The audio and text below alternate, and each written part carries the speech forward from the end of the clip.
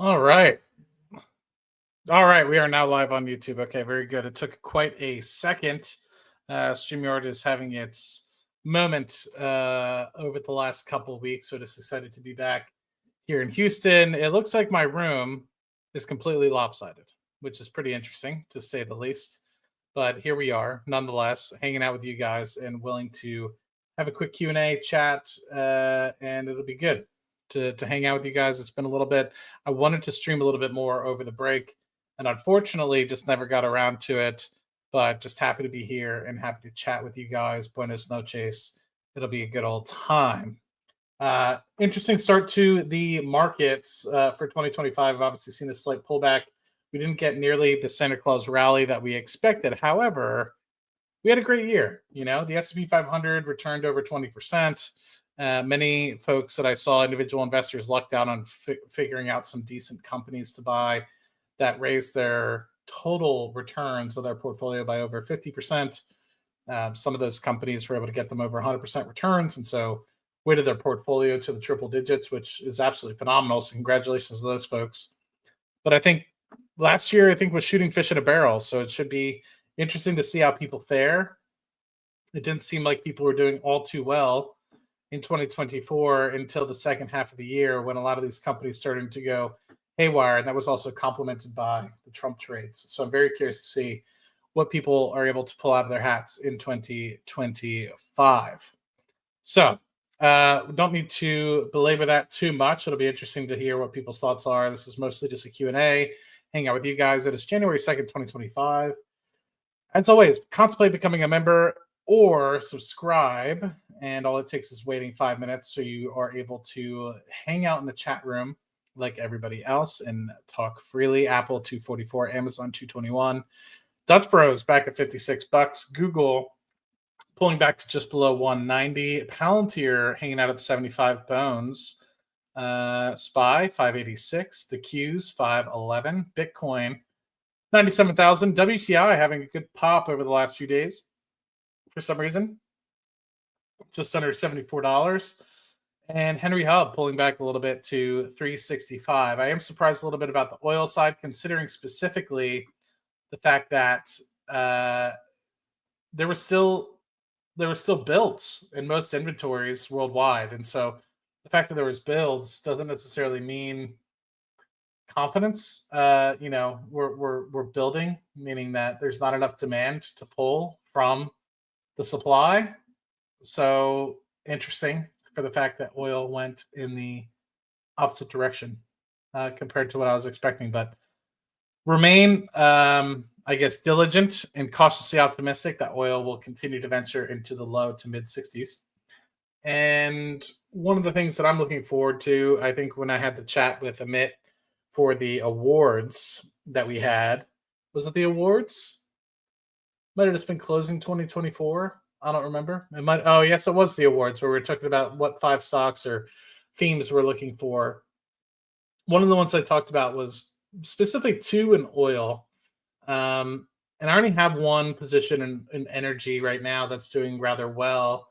And I'm up okay on that. And I continue to hold that one. That's more of like a long-term play. But if there is the opportunity for oil to drop into the 50s or low 60s, and oil prices for companies continue to drop from their peaks that we saw in 2022 or 2024. Some companies re-peaked back in 2024, and we've seen some of those companies pull back 20 to 40%, depending on who you're looking at, whether you're looking at the Devons of the world or whatever. You might be looking at 40%, but if you're looking at the super majors, it might only be 20%. But my thought process is if there's another step down in those retracements, and you get into the 50% retracements, 60% retracements, what companies am I looking at, right? Where am I looking to deploy that capital? I'm an energy guy. I'm a petroleum engineer by background, for those of you guys that know or do not know that. And so I work my day-to-day, my 9 to 5, looking at oil and trying to get it to market. And from an exploration production standpoint, not from like a logistics standpoint or like a downstream or midstream sort of perspective. I look at it from drilling and putting big projects online and hopefully getting it to the markets that need them the most. So I am always looking at the supply demand and where I think oil prices are kind of heading because I get involved in the economic side a little bit on how these projects look. And obviously, if we're in an unfavorable environment, it gets a little bit difficult to sanction these projects, especially if they don't make money at say $20, $30 a barrel. It's pretty hard to sanction some of these things. But thankfully, we haven't been there in quite a few years. Generally speaking, we don't really look at economics down that low. But as always, we're kind of looking at where prices will be and where we think the break evens of a lot of these projects will be to make sure it's a decent investment. So regardless, it's fun to kind of look at the macroeconomic trends with respect to supply and demand. It doesn't take a lot to kind of shift it one way or the other.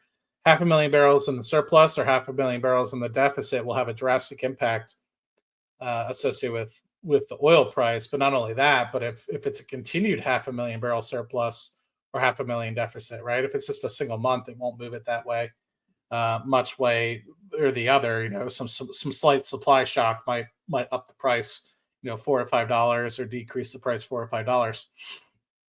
But if you're talking about a sustained, deficit of 500,000, a million, or 2 million barrels, that can have a much more drastic impact on where we're at. And so far, we've been at a very oil, a plethora of oil, I would like to say.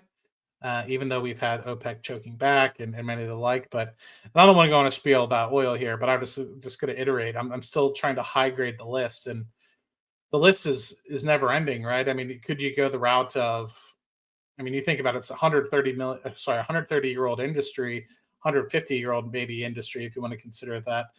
And you're looking at pipelines, you're looking at downstream, you're looking at upstream, you're looking at small companies, big companies that are transitioning to renewables. Where do you want to be? What is the play? And so I'm still trying to understand, scratch my head. Do you want to go oil focused? Do you want to go gas focused? I mean, there's so many ways to play a downturn in the energy environments. And not only that, but I think there's going to be a huge dichotomy between LNG prices or natural gas prices, maybe not LNG prices, but natural gas prices, specifically in the United States, right? I don't necessarily think worldwide, but specifically in the United States, I think there's going to be a large takeoff, as we've already started to see. We were below $3 an MCF here in the United States, and now we've been creeping up on closer to $4 an MCF. I mean, that's a 33% increase in natural gas prices, and I'm sure some of you guys that might be running natural gas off your homes have already started to notice. But at the same time, oil prices have declined throughout 2024. And as we begin 2025, they're still below $75 a barrel in the United States. And so I'm kind of curious what's going to end up. What is the trade, right? Do you buy natural gas because it's already on the move, and find a company that is going to benefit in a very positive manner when prices kind of go north for natural gas, or do you wait for oil to take another step leg down, even if it does? And then you have some folks that are saying the service industry is the way to go. It all is very, very dependent. So let's just take a quick look. Dougie Dallas, my guy, I still need to schedule that lunch with you, man. Looking forward to that. That'll be a great time. So excited for that. Midwest, appreciate you always showing up, man. Remember, always have 2 ears for you. Tesla, thank you. Yes, get your beauty rest. I know you deserve it. Juan Carlos, buenos noches, mi amigo. Ray, what is going on? Good evening. Thank you for the continued support. Brent, thank you for continuing to support. Junebug, I did this for you, so hopefully you enjoy. Maddie Hottie, I don't know about that, but MilTube, thank you for showing up. Excited for you to be here. Let's see who else we got. ETH for Peace, what's going on? The Derpy Rock, Cashflow Chronicles. When I asked Chris if we could do it tonight, he wants to take another week off, which I get. He's been running hot on a lot of things, and I was ready to go tonight. I wanted to do maybe something Tuesday night, but I was flying back. So I didn't ask Chris about that because obviously I was flying back and I would have missed it anyway. And anyway, so there's that. Custard and chips morning. I'm assuming you're in the UK, I think. You're definitely at least in Europe. So people trying to stay under the radar. Love that. When Lambo, good question. I moved past the Lambo. Looking at Kias. Hey man, bang for dollar. Bang for the dollar. Have I looked into nuclear plants when it comes to energy? Yes, no, maybe so. Um, I haven't found a slam dunk as of yet. There's people that are still looking after the SMR, small modular reactors, and I've yet to really see somebody execute it. Everyone's still in the concept phase. So correct me if I'm wrong. I'm not the expert when it comes to nuclear. So please comment in the chat box below. The 80 of you on YouTube or 170 of you that have clicked the link on X, correct me if I'm wrong, because I haven't yet to see anybody that's actually commercially on a profitable way looked at nuclear plants from an SMR perspective. Now, it's not to say, the nuclear plants themselves from Southern Energy or those other ones aren't making money. They are.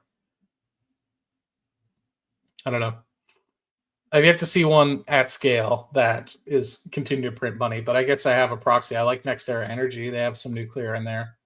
So there's that piece. And I'm actually kind of curious if that one's pulled back enough to start dipping my toes in. I unfortunately got caught in some covered calls and got that one pulled away, but I was okay at the price that it got pulled away at. I would have held it, otherwise. But instead, I used that money for something good. I probably put that money into Rocket Lab or something. So yeah, NextEra over the last 3 months, it's down 15%. So it peaked up at $85. It's down to 71. It's one of those ones, man, where if you can get it at the right price, it's a great company to buy and hold. Wen Island of oil. Good question. Got into Rocket Lab because of this guy. Hey man, you got into Rocket Lab for yourself. You just need a little nudge in the right direction, and I don't deserve the thanks. The folks that are ones putting the rockets into space and creating satellites are the ones to thank. Couldn't touch a Kia. We got some car fanatics in here. Don't like trading oil. Got wrecked many years ago. Now I fear it's very cyclical, man. Yeah, you can't buy high. A lot of people think like, oh, the oil prices are doing great. Let me buy now. It's like, no, you've already lost at that point, generally speaking. People has to be with Rocket Lab. Do I know they send shit to space? Yes, they do. Too bad the USA doesn't have oil refineries. Yes, we do. We have plenty on the Gulf Coast. I don't know if this is a joke or not. We have some in the northwest of the U.S. We have some on the eastern coast of the U.S. Some in Ohio, some in Chicago. Let's see who else is in here. Definny, the myth, the legend. We got Hot George, the myth, the legend. I like the Outback. People are talking about cars. I love it. Maddie, can I come visit your oil and bring your own food and clean up after myself? No, man. We'll probably, if I have my own island, I hopefully will have some maids to be there. Johnny, what's going on, my guy? Much appreciated. I'll take you in if your oil career goes bust. Hey, much appreciated. I might need that. James, what's going on? GC Andy, what is going on? Much appreciated you guys being there. Next had a nice day. Yes, that company that shall not be named has been doing well. I actually did I rolled out some puts on that one and took some of that money and bought some leaps just because I wanted to be I wanted to buy the shares because let's be frank, but at the same time I was like, I'm a gambler. Let me gamble. V, why be bullish on oil when its biggest customer Diddy will stop using it? There it is. And you heard it here first, guys. Thank you for stopping by. No, I'm just kidding. Let's see. Thank you for the 84 of you guys being on here on YouTube. What is going on, Can Man? You're the man. Don't like Plug. I lost money in Plug. It was a small position. One of my coworkers, he's like, dude, Plug Power, FTW for the win.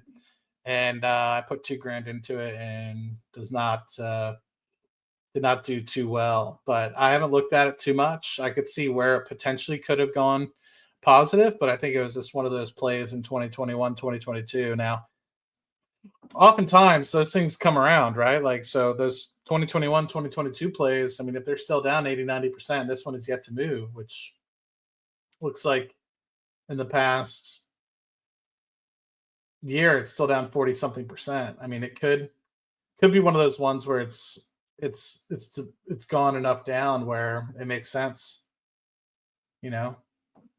But to me, I don't know.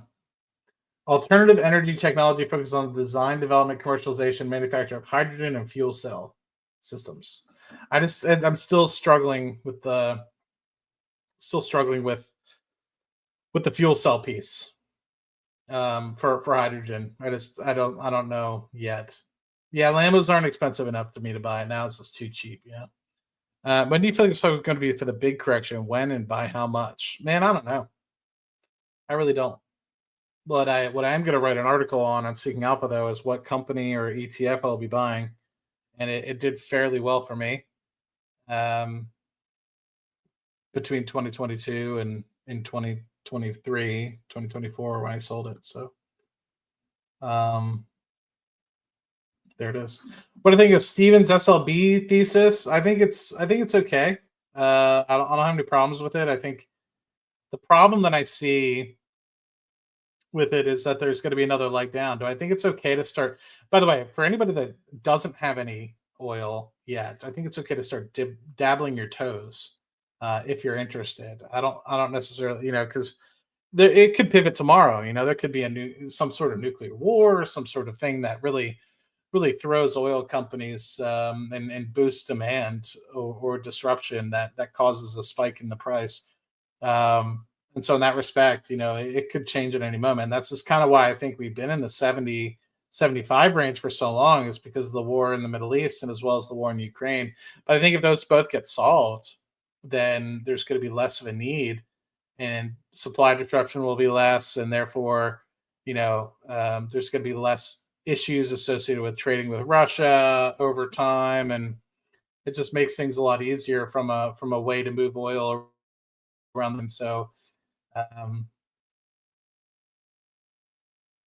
yeah, I just don't understand if those issues go away, then the likelihood of oil staying in the 70s is kind of a head scratcher. But with respect to Stephen's thesis, I mean, when you have oil prices decreasing, you have people stopping or slowing the amount of investment, which is going to be negative for SLB. But then it goes back to, in the long run, what's going to end up happening. And so I don't see a slowing down by any means. And in fact, with natural gas prices in the US potentially going in the right direction, there's been a lot of movement for people to move to the Permians, the Bakken Shale, the more oily Eagle Ford plays. And so if you end up having natural gas prices go north of $4, $5, $6, you're going to see a lot of the Marcellus ramp up. You're going to see a lot of the Utica ramp up. You're going to see a lot of the Haynesville ramp up in terms of drilling. And so, a lot of that to feed the LNG plants that are on the Gulf Coast and the East Coast that are going to be starting up. And so there's that piece. And then going over next decade, we've talked about it, hand over fist, on multiple Cash Flow Chronicles episodes. I encourage you to go back and look at Cash Flow Chronicles and check those out. Me and Chris have kind of come to a conclusion that we've talked about it enough that if people really want to know what the deal is with it, they have that opportunity. And so I don't want to be a dickhead about it, but if you really are curious, go to Cash Flow Chronicles and find it on there. And I'm sure we have plenty of episodes. And if not, I mean, there's really Discords for Chris, and then there's my Patreon and stuff like that. If you really want to text me and get my number, feel free to use that. But I just, for the sake of the other 80 odd people, 90 people on here, I don't want to go over it again because I feel like it's something that we go over quite a bit. We've also discussed just at this point, we got a lot of people into it, people that have hundreds of thousands of shares at this point, and people that we know. I have thousands of shares at this point, and if that's the case, then and you're interested and you look at it, if you think it's something you might be interested in, then go for it. But yeah, in terms of talking about it much on the channel, maybe few and far between. But tonight's not that night. We're here to talk about potentially other things. If you're really curious, I have 2 articles on Seeking Alpha, which let me put in the box here.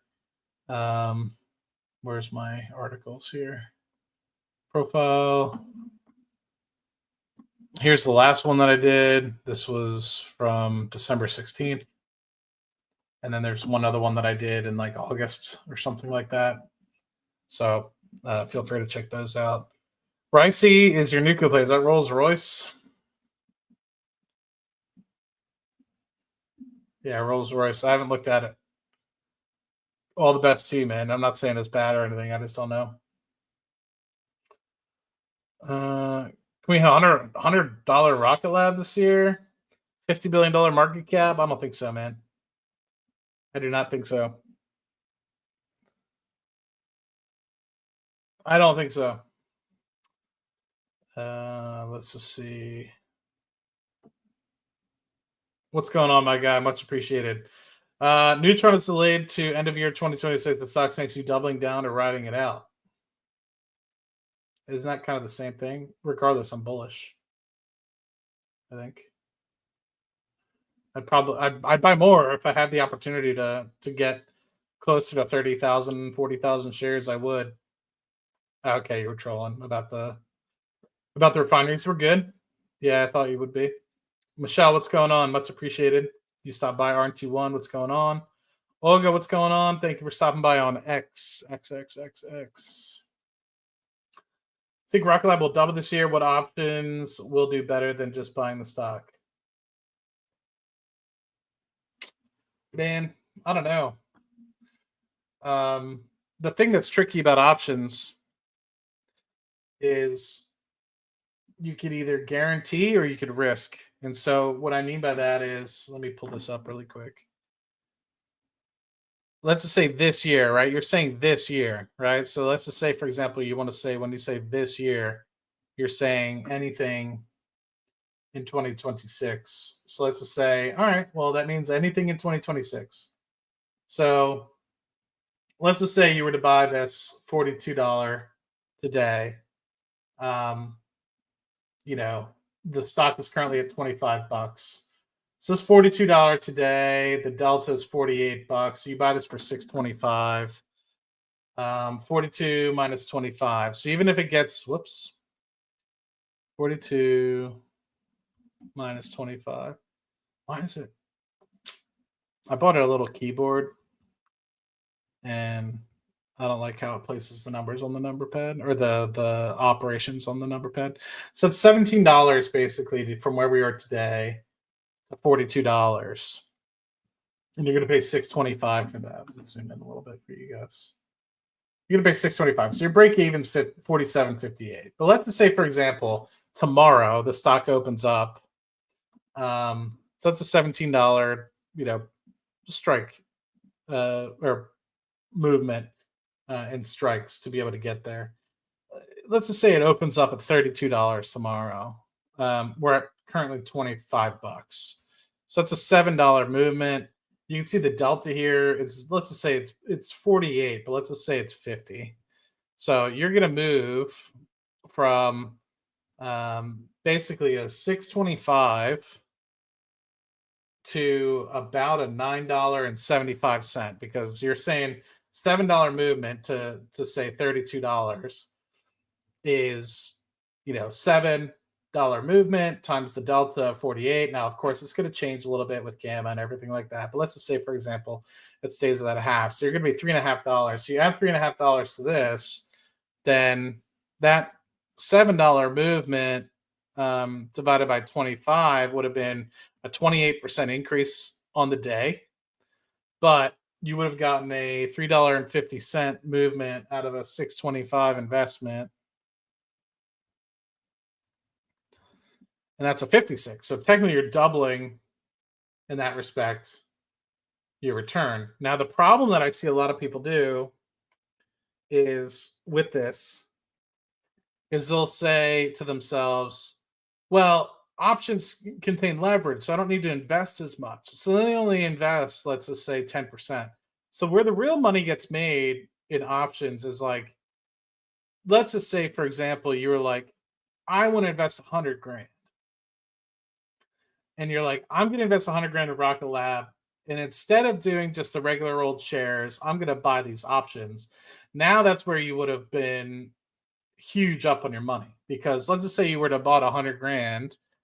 100 grand divided by 25, that's 4,000 shares, versus if you had 100 grand and you did these contracts, you would have 160 contracts, which is really controlling. Is that really controlling 16,000 shares? So you basically would control 4 times as many shares. And so in that case, you'd have 160 contracts. And if we just remembered, it would have went up, let's just say 325, or was 350 per contract, you would have gone up 56 grand, right? So on your $100,000 investment, you would have went up 56 grand, versus on your $4,000 investment, you would have went up 28 grand. So pretty much double.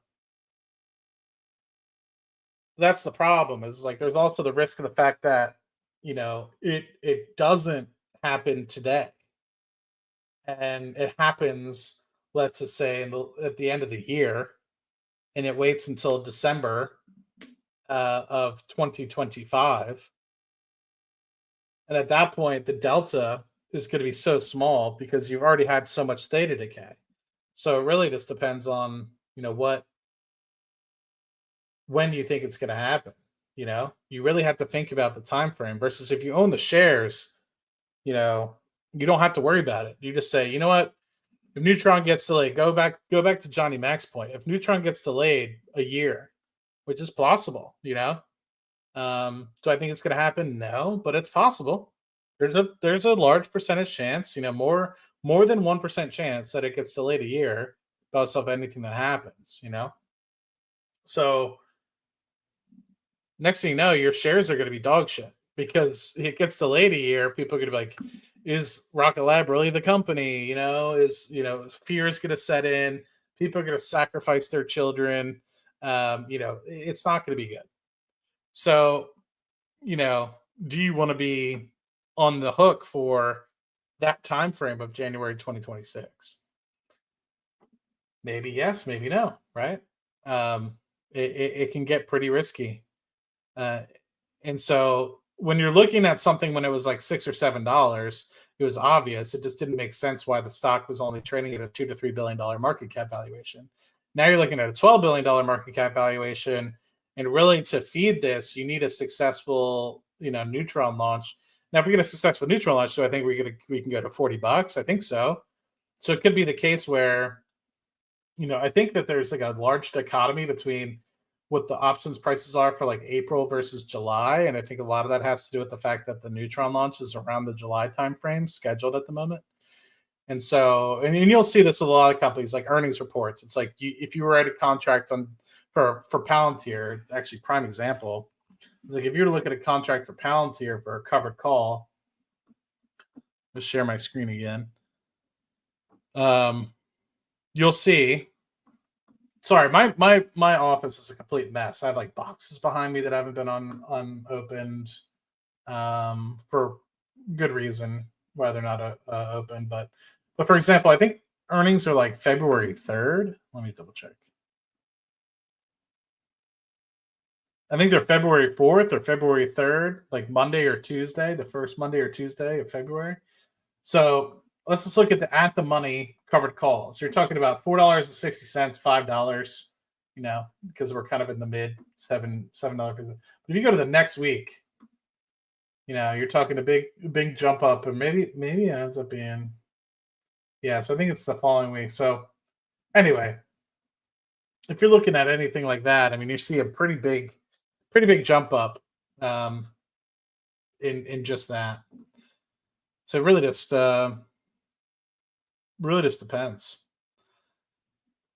So I ever beat myself about losing trades? I think I would beat myself up if I made the same mistake twice. But you lose money, and that's part of the reason why you should always, you can have the perfect thesis, but you don't know what you don't know, and that could be a risk that comes out of nowhere. That could have been unquantifiable, or just due to the fact that you're just not familiar with the industry, and so if the thing that, like, for example, I lost a decent amount of money on Wish, but it was always an amount that I was okay with losing. And so I'm not living under a bridge. It wasn't that long ago. It was like a year or two ago. And so the thought process was that revenue was continuing to grow. They would figure out their problems with respect to um, like quality control and customer service, and but revenue was still growing. Monthly active users were growing, but all they were doing was taking all the money that they were making and reinvesting it back into ads and marketing, etc. Well, as soon as they pulled back on the marketing and everything, the whole thing, the whole house of cards collapsed. And so, that's what kind of made me fearful with Hims. Was Hims was doing a lot of marketing, and my fear was that as soon as they pulled back, but the problem with Hims is they actually have positive reviews instead of negative. And so, you actually had a product that had retention. And so I guess the thing that I'm upset about with Hims isn't the fact that I invested and lost money, because that's not the case. Actually, in our public portfolio with me and Chris Patel, we actually made some decent money on Hims this year. I'd actually love to look at what our total return is, because we sold off 5 shares at a time. I think we bought 15 shares at one point. It's not a lot, but we don't have a lot to play with. And that reminds me, I have to add money to our public portfolio because it's the first of the month. The problem that I have with Hims is that I assumed that Hims was going to be comparable to Wish. But the problem that I didn't see, which now I hopefully will be able to see in the future, is the retention rate for Hims was way better than Wish. You had to spend a lot more, and the retention rate for Wish was pretty poor. And so you always had to continue that marketing spending. Versus with Hims, you're continuing that marketing spending for sure, but you're also incrementally gaining more people, because you're not trying to just spend money to retain the same people, because a lot of those people were retained regardless. So, um, but I would hedge that by saying, don't invest more than you can't afford to lose. So that's something I always try to tell people, because a lot of times people put all their money, and then if it goes to zero, they quit investing, and then they'll never make another dime. So it kind of sucks in that respect. Julie Law, thank you for showing up. Love you. Always love seeing your face. Always love your comments. Island before 2030. There you go. There you go. I got VTI instead of VU, according to Steven. His article was kind of eye-opening. Yeah. Yes and no. I don't know. I don't know. I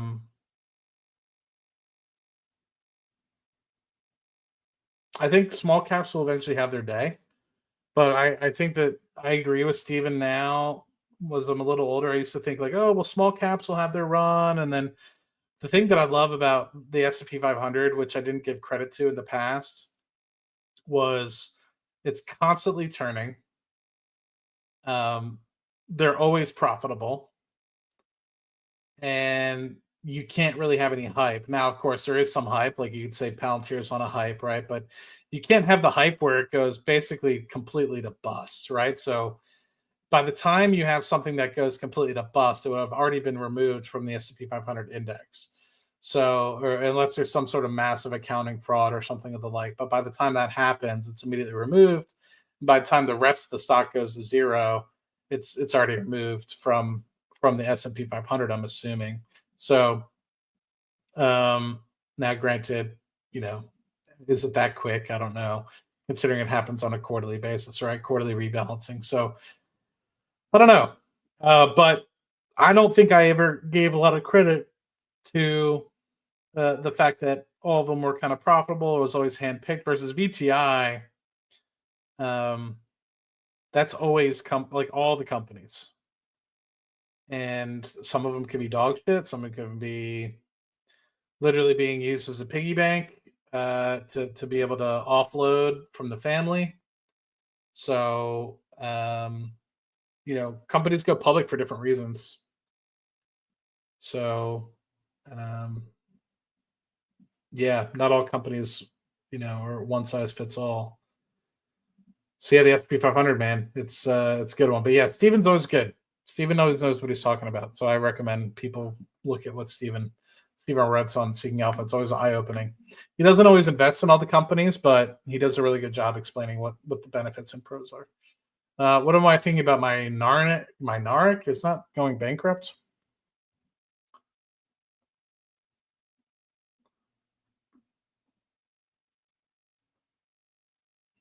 Currently $21 million market cap.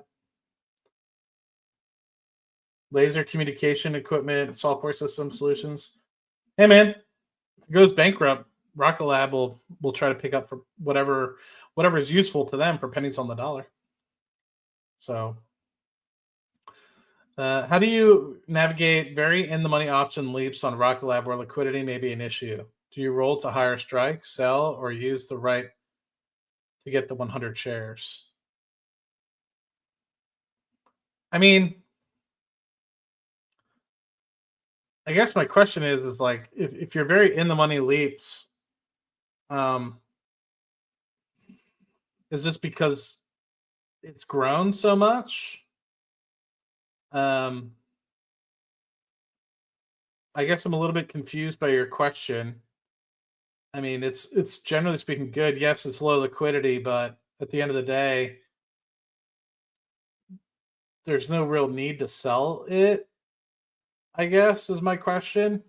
You could always like if it's very in the money, like a $5 or $7, like let's just take a quick look at like a Rocket Lab because I'm experiencing something like this now. I mean, the hope is like when you buy some of these things, you buy them when the delta is close to 50.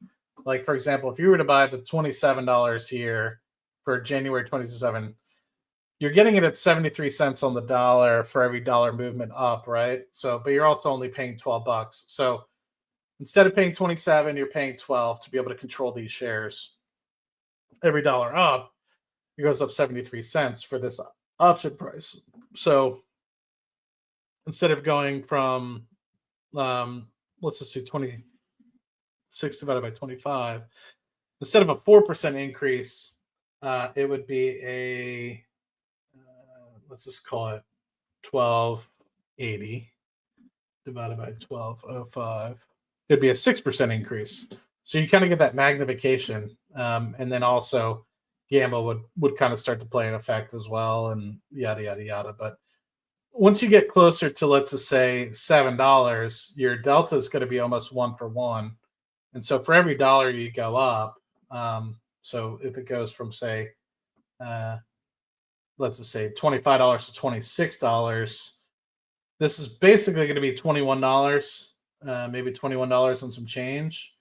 And, so at this point, it doesn't really necessarily make sense to, it's going to go up the same amount. Now, I guess the question that I would have for you is that's kind of the goal, is to be able to buy like a much larger controlling interest. So like if you like back in the example that we had not too long ago, if you had 100 grand and you wanted to buy the $25 calls, you can do so and buy it for, and control twice as many shares. In that respect, you're still getting leverage, right? Because you're buying it at 13.30. Every dollar it goes up 76 cents. And so you're able to technically control twice as many shares than if you were to, let's just say, buy it at $25. So I guess I'm kind of confused on the question. It's okay if the price goes up. You'll always have somebody that will trade for you at least like let's just say for example the $10. I'm sure somebody bought these $10 and weren't expecting, but people are still trading it. 17.19. So somebody traded this at a price of $27.19. It doesn't say what date, but I mean, it seems like it's got some liquidity here. 17.20, 18.30. Currently looks like it's traded at 17.50. and somebody did a trade here at 17.19. I mean, I have the 5s and 7s for 2027 that I bought. They're up probably double, if not 150% from where they are. And the last trade was $29. I think I bought, or sorry, $21. I think I bought these for like $12. So, yeah, I mean, I'm guessing a little bit confused by your question. Liquidity shouldn't be a problem. I mean, liquidity might be more of a problem.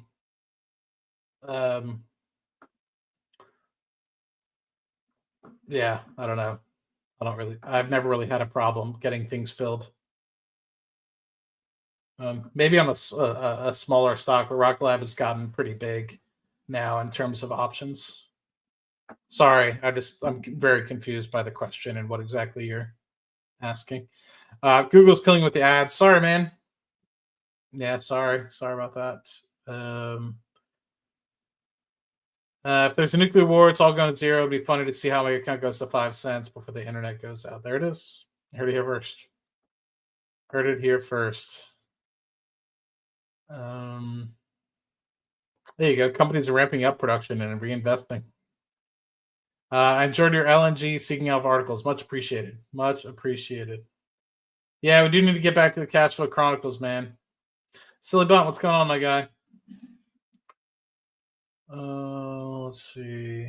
Mary, what's going on? Thank you for continuing to stop by and support the channel. Maddie Mullah, always dropping knowledge. Long Bitcoin, long Rocket Lab, my guy. I agreed with you, man. Long Bitcoin. I bought some today. I closed out a cover call, and I think it was up 60-70%. And whatever that money was, it wasn't a lot, but it was enough for a couple more shares of BTC, which I'm writing an article on right now. It's my preferred Bitcoin ETF for long-term holding. So the founder's all 110% in, Peter Beck meaning, then yes. ETF, what's going on, my guy?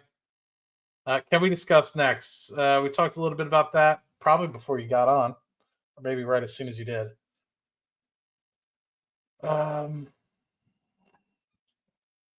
Julie, not 100%. We talked about a couple things. Not exactly sure which one you're referring to. I know this isn't your point, but if you wanted to do options to get to the shares, wouldn't you sell puts instead of buy calls? It depends. It really depends. So this is the problem. Is like there's so many reasons to use options, and I think people assume you got to do one way or the other, and it really just depends. Like what your goal is. I mean, if you want the shares now and you want leverage, then buying calls is the way to go, right? Versus if you hopefully want to generate a little bit of income, or maybe you want the stock price to come down a little bit. You don't think it's the right time. You would rather wait for the stock to be at a certain price. Then that's when you sell puts, right? So, this is, I think, where people get confused, right? Because technically, like, people are like, oh, I'm doing the wheel. I'm selling options here and I'm doing the wheel. If you're selling options, you are doing it most likely for income. And that's where I hope people are understanding. Like, if you actually want to benefit from the long-term price appreciation of a stock, do not sell puts. And I think that like scares people. They're like, oh my God, what is Matt talking about? Or what do you mean? Like, TJ shows us that TJ's great. I love TJ. I have no problems with what TJ's doing. But TJ's doing what he's doing for TJ and his family and his family's wealth, right? You also will notice that TJ owns shares and buys leaps on companies that he thinks are going to go up, right? So, what TJ does is he uses the income that he gets from selling these puts and he buys stock. That's not wheeling, right? Wheeling is when you always are on the move to either sell puts or sell calls. If you get assigned shares, you are immediately selling calls on that position. You are not holding that position for a long time. And I think that's where people get confused. And this is where I sit on the side with Chris Patel on the admit Chris Patel argument, or like positive argument, in my opinion, a great discussion. It really depends on the individual, on what you're trying to do, what you're trying to go after. because so many times I've seen people be like, ooh, I really want to buy the stock. I really want to buy the stock. So I'm going to sell some puts. It's like, no, my guy. Like, if you really want to buy the stock, buy the damn stock. Because at most, let's just take this example. Say you're like, Matt, I really want to buy, I really would love to buy Rocket Lab stock at $25 a share. So if it goes below $25 a share, I'm buying it. You best believe, Maddie, that if it goes below $25 a share, I'm buying it. So you sell this put for February next month, and you sell it for $3.35. So your income from that will be $3.35. What happens if this goes to $30? So you sold this for $3.35. It goes to $30, and here it is, February. What happens? You never got the shares. You got $335 instead of the $500 that you would have gotten in price appreciation. You still allocated $2,500 to be able to do this trade. So technically, if it runs to $30, you're down $165 because on paper this would be worth a $500 gain versus the $335 that you got, and you still don't have the damn shares. So it's great that you got this $335 in your pocket, but now you still don't have the damn shares, and all you have is an additional $335. So it goes back to the saying of like, what are you actually trying to do? Are you trying to own the shares? Are you trying to go long on the company? Because I think a lot of people think that like just because somebody else is doing something means that they have to do something. They don't fully understand what they're actually trying to do. So, you know, it goes back to a lot of understanding about what actually you're doing when you're doing buys and sells of options that I think a lot of people don't necessarily think about. Yeah, I remember Wish. Yeah, unfortunately, I lost money on that one, and other people also thought the same about it, and so unfortunately, that was one that it didn't get well for people. What stocks got called away from you last year? What were you satisfied with the price versus not satisfied? I think NextEra Energy, not Next Decade, but NextEra Energy got called away from me, and I was okay with that. I think I had some other things get called away in 2023 by design. So I think I might have either sold Pepsi in 2023 or Realty Income, but I might have sold those outright. Might not have let them get called away. I might have just sold them.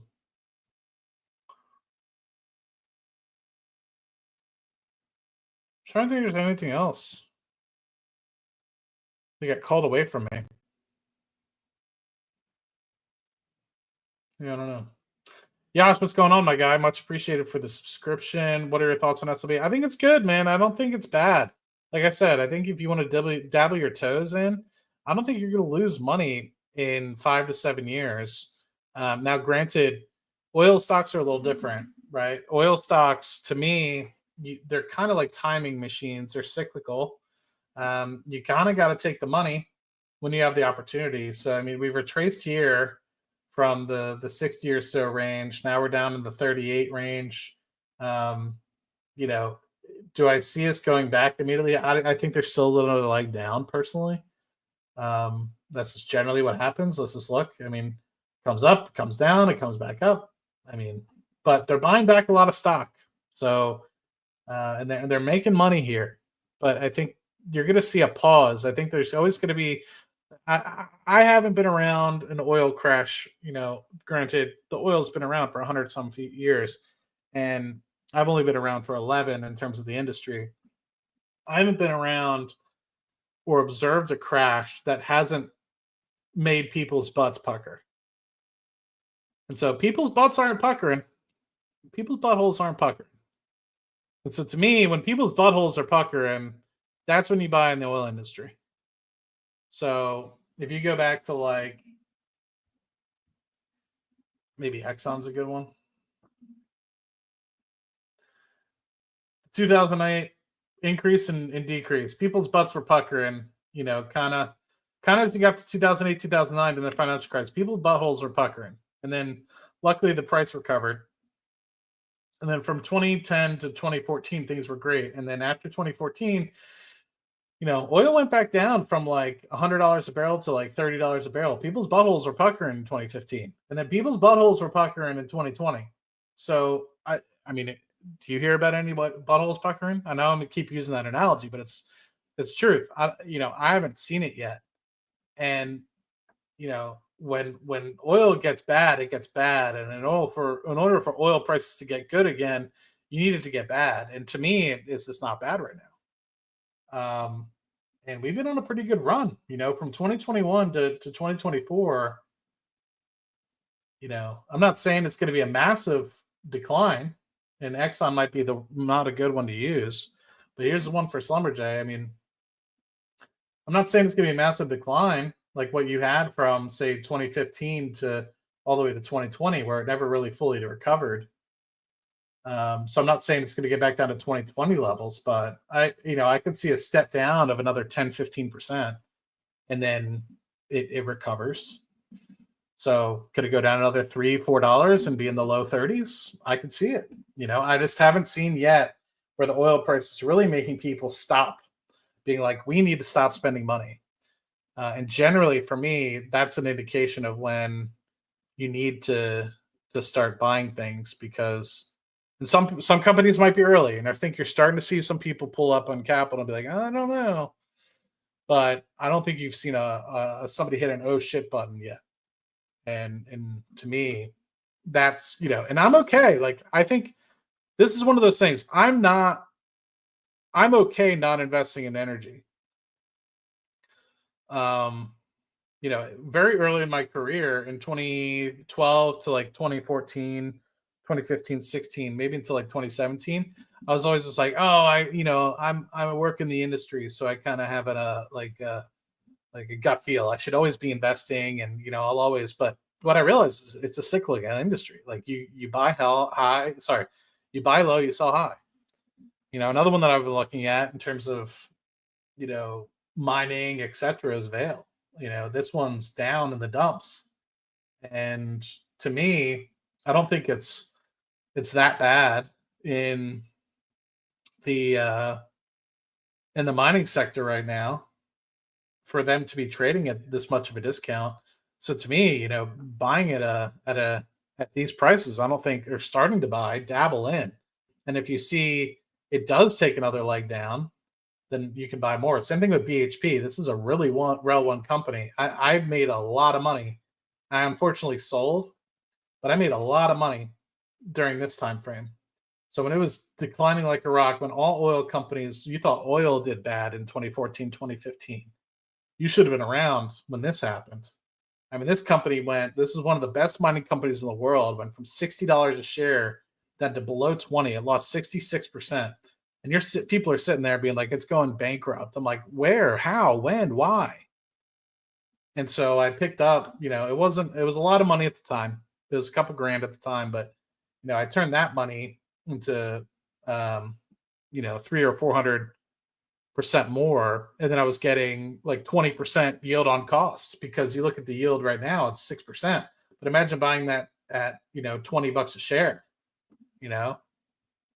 So, and then the amount of shares that I reinvested and etc. So, you have to look at some of the you have to recognize is like each industry has its own thing that you need to go off of, and own valuation metrics or whatever. I'm a valuation kind of guy. Sometimes it matters, sometimes it doesn't. But like, take Realty Income, for example.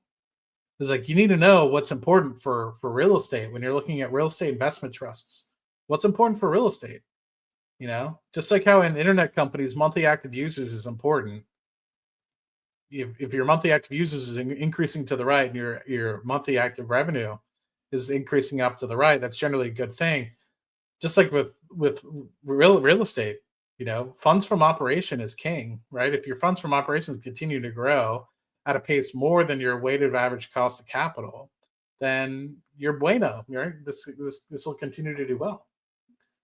And so, I'm not saying Realty Income's a buy right now. I haven't done my due diligence. One company that I do think, at least a couple weeks ago when I looked was a buy. This is one that I sold out of at like 40, 42 bucks. When it peaked around here is when I sold, like this 40, 42 bucks area. Yeah, I love the company. I think it's going to be great. But this is a warehouse company. But this one might be a good one to potentially accumulate. A lot of Amazon warehouses. Once again, it's like you just have to look and see is the funds from operations going in the right direction? It could be, it could not be. I don't know. Back when I was looking at it a couple months ago, I was like, damn, looks pretty good. But you never know. Like things can change. Vinci's another one where I'm like, damn, this thing's been flat. Pays a decent yield. I don't know what the funds from operations are. Are people waiting for interest rates to go the other direction? And that's why it's just been flat kind of since the end of 2022 when interest rates have gone one way. So I don't know about TDW. What's TDW? Oh, Tidewater. What's Tidewater?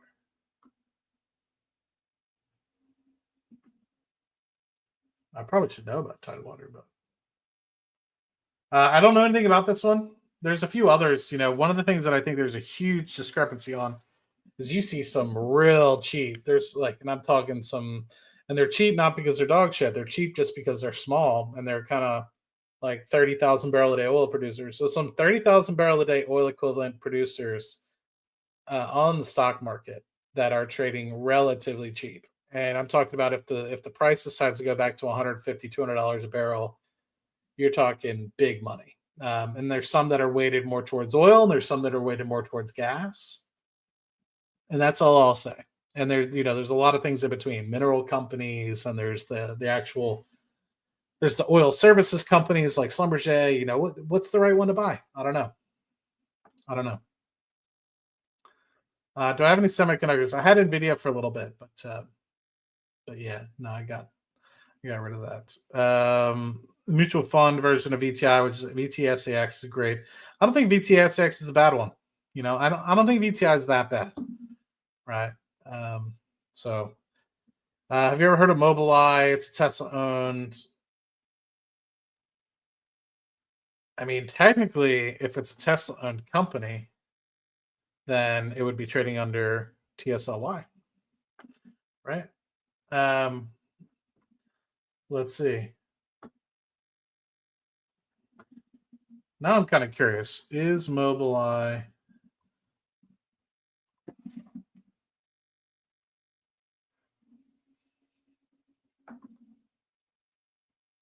It's a Tesla company owned by Intel. You mean it's a company owned by Intel that maybe sells things to Tesla? I think that's more so what you mean. But I don't know. I don't know about this one. Good luck to you. I'm not saying it's right or wrong. I don't know anything about it. You bought SoFi, Rocket Lab, Arcat, Honest Company, Lunar today on Monday afternoon's late pullback, but I'm buying Quantum, Scape, Palantir, Soundhound, Cake, and any other juicy sell-offs. No options, just long buys. Now, I'm not saying all those are garbage, but I'm just saying just because something pulled back doesn't mean, and it ran up a lot, doesn't mean it's the right thing to buy. And I'm not saying you particularly, but there's a lot of people buying stocks out there just because they're going up. And I feel like 2025, 2026 might humble some people. Because 2024 was easy money. And I think I said this, is like, it was kind of like shooting fish in a barrel. And so anything in space went up. I think you'll see that in 2025 and 2026, things will get humbling for companies that are in space that don't actually add benefit. And it might not be today, it might not be this quarter, but within the next 24 months, I feel like a lot of things that went up in 2024 will pull back, especially if they don't add any value. Now, I'm not saying If company's not making any revenue or not making profit, then it's going to go to zero or anything like that. But if it's not trending towards profitability, if it's not trending towards being beneficial, then I think it's going to be humbled in 2025 and 2026. So, and it goes back to, people always ask me about these secondary or tertiary satellite makers, and they always ask me like, "Well, oh Matt, did you see the GSAT deal that Apple gave to GSAT?" It's like, who do you think made the GSAT satellites? Who do you think made the majority of the GSAT satellites? GSAT subcontracted out to MDA, which is a Canadian company, who then subcontracted out to Rocket Lab to create the majority of those satellites, which are now being put out to Apple, those 18 satellites. So I then again ask you, who's the more important person in that? In the long term, who's going to win? The people that actually built the satellites for Globalstar, or Globalstar, who is just the person that that put the deal together? Now, to me, I'm thinking that in the long term, Rocket Lab's going to be the winner.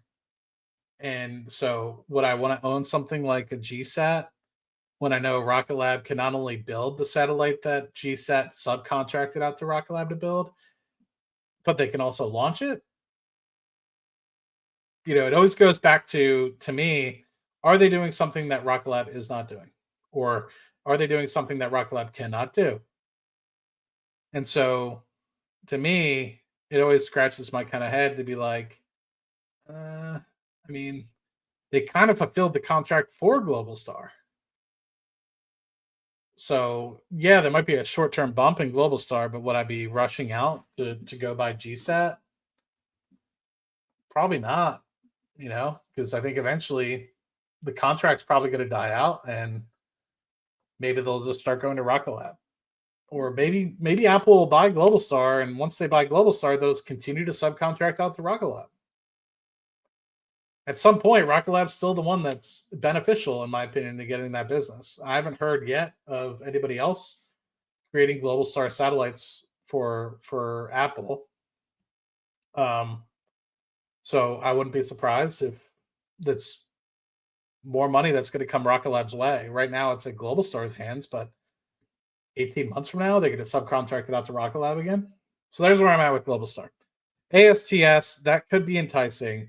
The thing that I don't know yet, which I'm still kind of scratching my head, is will ASTS be a better product than what Rocket Lab has? And so to me, I don't want to double dip, right? Like if I'm already going to get exposure to something that ASTS is creating. Now, Rocket Lab has come out and stated that they're not going to do exactly what Starlink is doing. They're not going to do exactly what ASTS is doing. So it makes me kind of scratch my head to be like, should I be doubling up on both? But it's hard for me to allocate money into ASTS if I still don't know what Rocket Lab is doing. And so to me, I don't want to dilute something and be like, oh, let me put money in ASTS.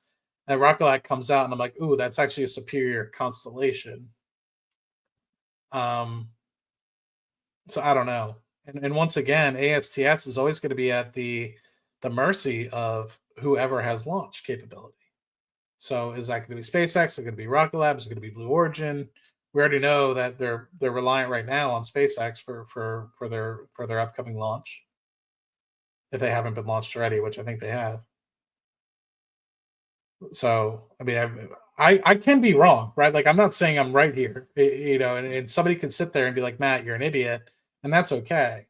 But to me, I would much rather be in a situation where I own somebody that knows how to create satellites, put them into space, and then just somebody that knows how to create satellites and has to rely on somebody else to put into space. I just think that if push comes to shove and the industry goes sour, or you need to squeeze margins, then the people that have lift capability will always win, because they can send, like, for example, the Neutron rocket, I'm sure, will be able to be launched internally for $20 million, but for somebody to buy that launch, it'll be $55 million. So it's always going to be easier and cheaper for Rocket Lab to send a comparable satellite into space than, let's just say, a Globalstar or an ASTS. because that'll cost them 55 million. It'll cost Rocket Lab 20 million. So, and if it doesn't, I mean, I point blank have asked Adam Spice about this. I said, you know, will you forego? I mean, I forget how I worded the question, but I was basically like, if it makes more money to send, let's just say, an STS satellite into space, would you do that rather than your own constellation? Because at the moment, the current thought process is half the launches, once it becomes more sustainable, right? Half the launches for Neutron will be for their own constellation, comparable to what we see SpaceX doing with Starlink. And so if that's the case, and he said, Matt, he was like, if it makes more sense for us to send an ASTS satellite into space because it makes more money, we will do that. We will say we will gladly pause this Neutron launch to be able to do that. I just think at the moment it's hard to say because there's not enough ASTS launches going up and there's not enough Neutron launches going up. There's not enough knowledge about what what the Rocket Lab constellation will look like. But to me, I'm fairly confident that everything I've seen coming out of Rocket Lab is always, I don't want to say exceeded expectations, but it always kind of has. So, I mean, I don't know how Neutron's going to be, but I'm sure it's going to exceed my expectations. And if it doesn't, I'll let you guys know. And then same thing with their constellation. I don't really know much about the constellation piece. I know much more about Neutron than I do about the constellation piece. But I'm sure once it gets revealed, it's going to be like, oh, Jesus. Yeah, why invest in anything else? I don't know.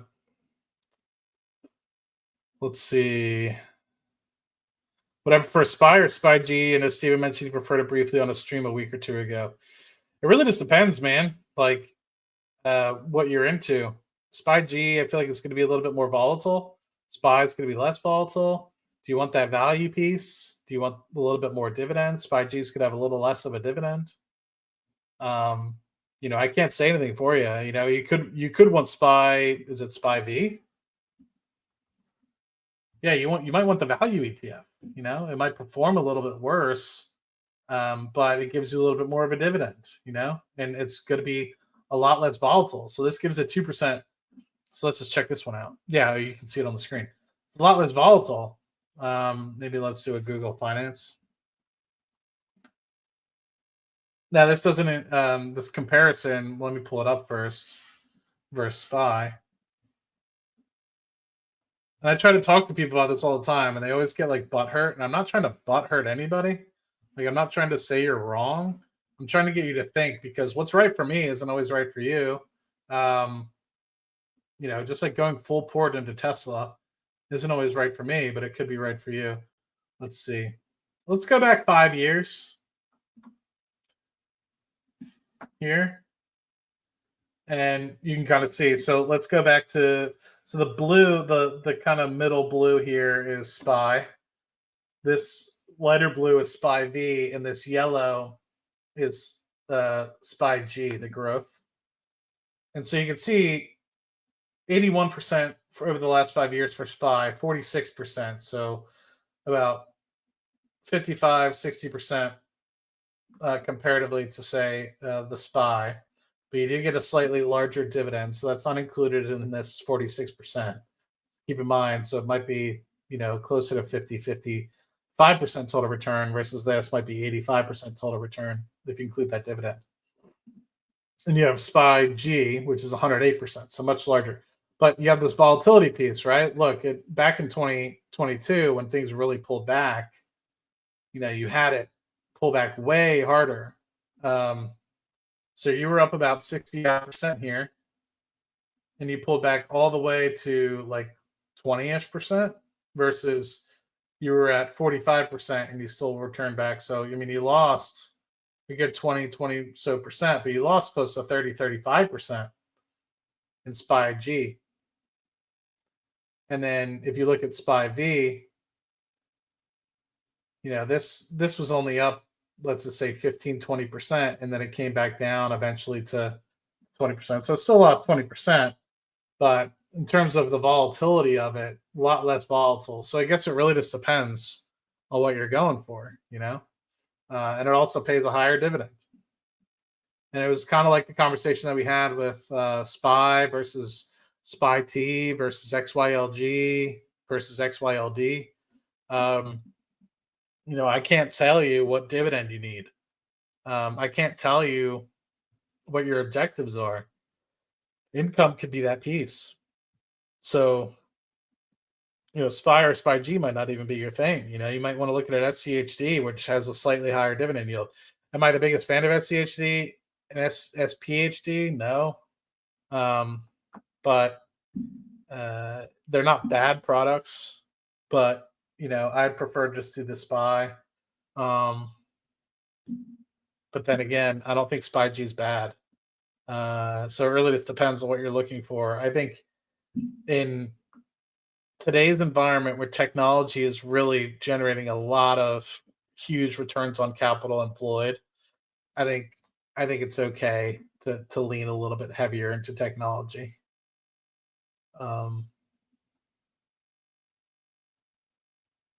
So there's that piece. Let's see. I'm not trying to ignore anyone's questions. So if I accidentally miss it, just let me know. Sorry, just adjusting my contact there. Thoughts on SMRs? I've yet to see a commercial one. We talked a little bit about that earlier. Understandably, you probably just came in. Yeah, I've yet to see a profitable one, so I'm still keeping an eye on the lookout. I don't have the gamer tag, but yeah, reach out to me on X, man. You got my DMs. I do play a little bit of computer games, so let's just see.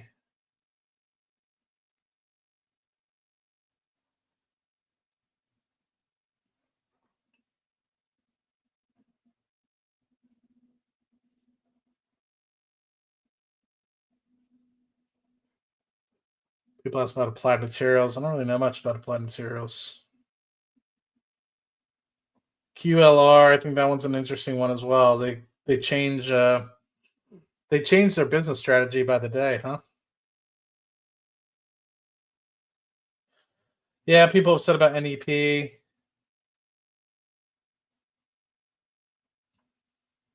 I can understand why people are upset about that.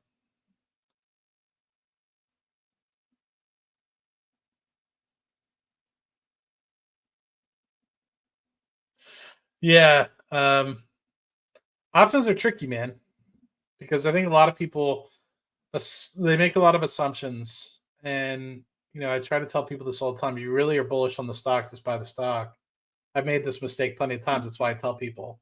I'm not saying like I'm some like holier than thou person. I do it because I made that mistake a million times. Where I've been like, "Ooh, I really want to buy this stock," and I'm like too lazy to buy it. For some reason, I think the better thing to do is, oh, let me just wait for it to come back a little bit, come back a little bit, come back a little bit. When in reality, the price was already there, and I should have probably dipped my toes in anyway. Prime example, this one's probably Tesla.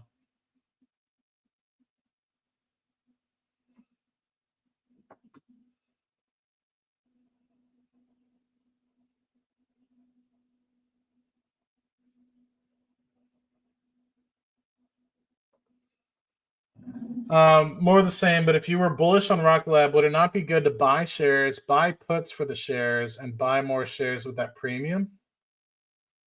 Well, when you buy puts, you want the stock to go down.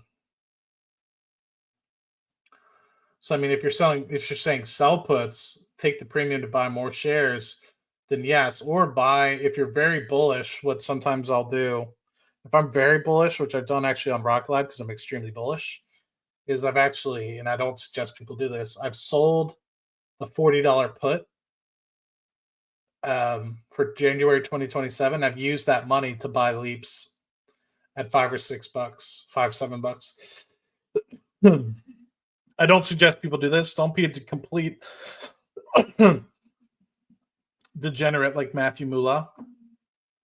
But this was what the trade looked like. I came here. Granted, the stock was about $16 or $17 at the time. I came here and I sold the $40 put, which I think gave me $25 in premium. Now it's down to $26, $20.65. But it gave me $25 in premium because keep in mind it was at like $17 at the time. Now the break even still at 17, but I think the break even was like 12 or 13 bucks. I think I sold like one or two of those at 25, and then back then, because the price was at 17 bucks, the 5 and 7s were going for like 12 bucks or 13 bucks. And so I basically sold one $40 put. Yes, I know it's in the money. But basically I said, let me leverage 40 grand in my portfolio, get $25 in capital, and not 40 grand, sorry, $4,000. And let me basically state that I will be buying this for $40, $4,000, get $25 in premium at the moment, and then use that premium to buy the $5 and $7. And so I did that like once or twice. I think I sold, what I might have done was I might have sold like two $40 puts and then like two $25 puts or something like that. And I think I used it to buy like three $5 and two $7. I forget what the number was, but basically it's very double bullish, right? Obviously, it's not bueno if the stock goes the opposite direction, but the stock obviously has gone the right direction because I think I bought the 5 and 7 for like, I don't know, 13 or 14 bucks a piece, and now they're in the 20s. And then the value of this $40 was at 25. What am I missing? Oh, sorry. The value of this $40 was at like 25. Now it's at 20.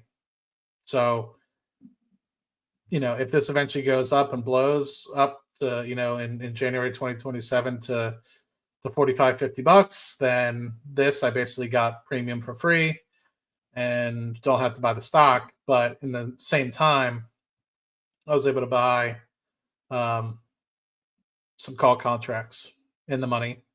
So basically, for every dollar, back then, if you think about it, when you're buying calls this deep in the money, you're pretty much getting a dollar for dollar. So it was like 90 cents or something when I bought it. Now it's up to 96 cents. But you're basically getting a dollar for dollar. So, but I could have easily have bought shares with it too. So, yeah, my thought process is it's just going to be continued bullish until 2027. So,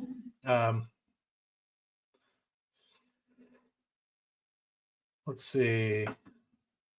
Yeah, it's a lot of butthole puckering for sure. Let's see.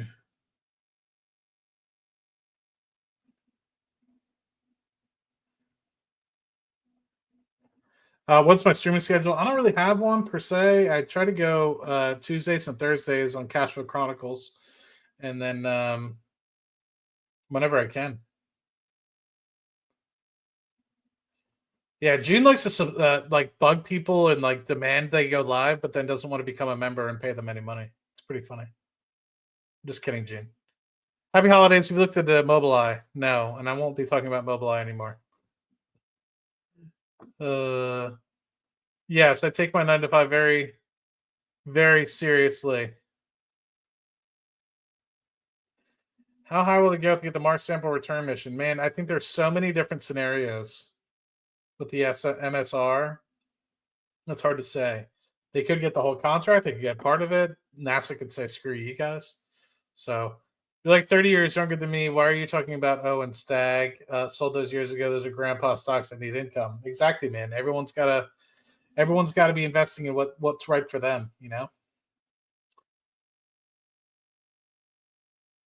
Let's see.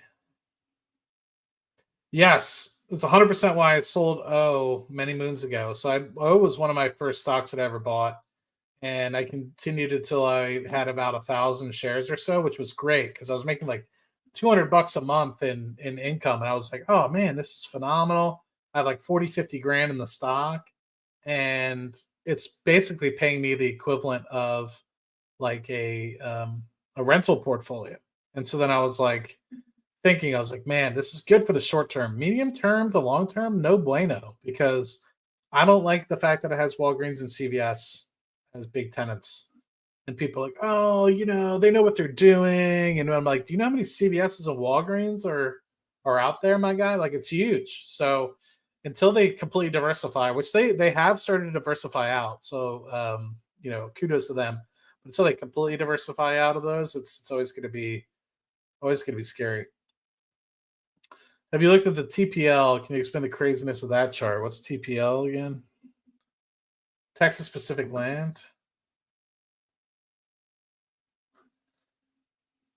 Yeah, that's one of those minerals companies.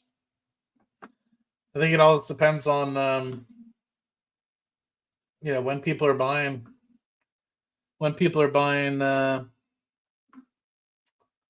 mineral rights in the Permian.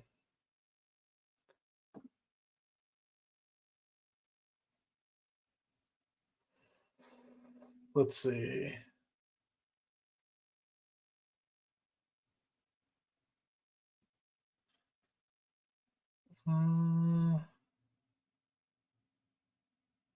I don't know much about Lunar, to be honest with you. I know that they're going up in January, and I think they're going to try to land in late January. Sorry, I just want to make sure my trash can doesn't fall over. So I'm curious to see what ends up happening with that.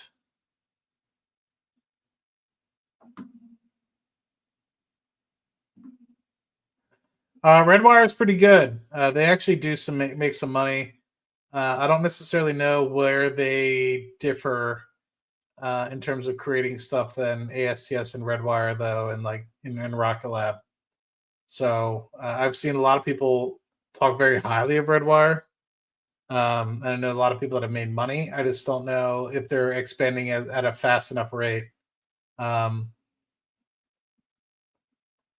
So congrats to the people that made money. I mean, a lot of people I know did extremely well, more so than Rocket Lab last year.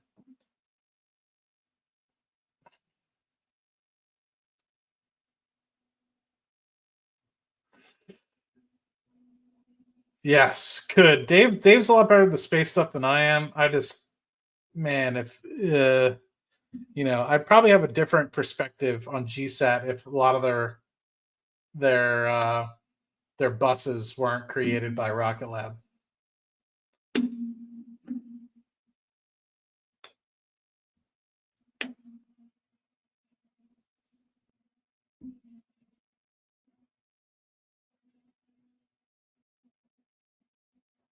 Yeah, some people like SPYG. I don't think it's a bad one. Let's see. What else is there? Brand investing, what's going on, my guy? I don't know anything about applied materials.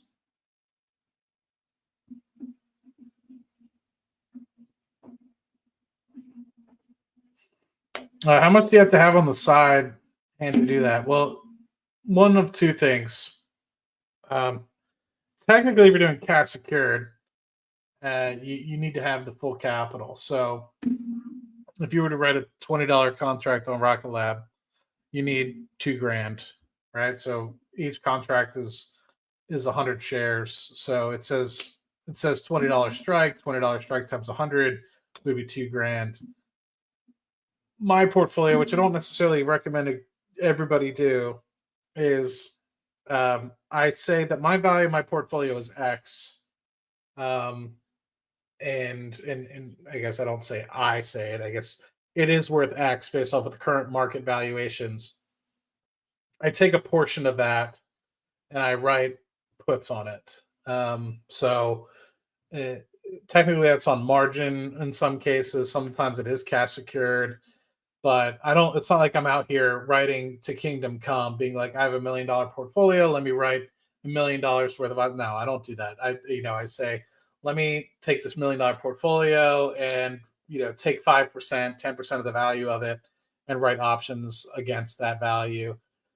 So that way I have the opportunity to generate a little bit of money without actually having to come out of pocket. Now, the thought process is actually if something actually does get put, that I would buy it with other means, whether I would sell other stock or what have you. I don't sell puts on companies just to generate income. I do like the income that I get from it, but I only sell puts on companies that I want to buy. So, for example, I have puts on Rocket Lab, I have puts on SoFi, I have puts on Palantir, I have puts on the SPY, but I don't have puts on something like Mobileye because I don't give a shit about Mobileye, and nor do I have puts on um, what's another one? But I have puts on TQQQ because I want to buy TQQQ at a lower price, right? So, um, and you don't have to learn options at all, man. You know, it really just depends on what you are willing to do. Like, if you're not willing to, in my opinion, if you're not willing to spend more time looking at it, like looking at the market and stuff like that, I look at it because it's a hobby, right? It's a hobby of mine, and I also like to make money. So to me, I have fun with it. But let's just say you're somebody that looks at the market once a month, then just don't do it. You know, just don't. Um, so I mean, it's something more of a trading strategy. You have to not only get the direction right, you have to get the timing right, and everything like that. So let's see. Upside more on call, right? Asking. It depends. I would say most of the time. I've never seen the upside in terms of the percentage gain can most or is most likely more if you buy options. However, most of the time because of the leverage, people won't buy as much on calls. So like for example, that example that I gave earlier about um, buying the $25 calls for Rocket Lab for what was it, February or something like that. It was like if the price went up, or maybe it was January 2026. If the price went up, then yes, you if it went up $7 tomorrow, you'd be up 50 something percent on the options versus 25 or 27% or something for the stock. But generally speaking, because people know that options are leveraged, they'll put less in. So they might only put in a quarter of the volume or half the volume. And so in that case, it can be useful because in that case, you could potentially have the amount of risk total. Like if you think something's going that direction and it doesn't, and you're willing to give up 100% of that investment, um, then technically you're going to get the same amount of return for half the amount of money in terms of total dollar amount. But uh, generally speaking, what I end up seeing people is they'll like buy one contract, which doesn't end up really moving the dial, right? So what ends up moving the dial is if you buy hundreds of contracts, and I'm not saying do that, right? I'm just saying if you're convicted and you think that the stock is really going up, but keep in mind also is like I have a tendency to buy stocks early, so I have a tendency to buy them and they still are sitting there for 6 months, a year, 2 years before they actually truly move. So to me, sometimes buying leaps isn't always the right move, right? So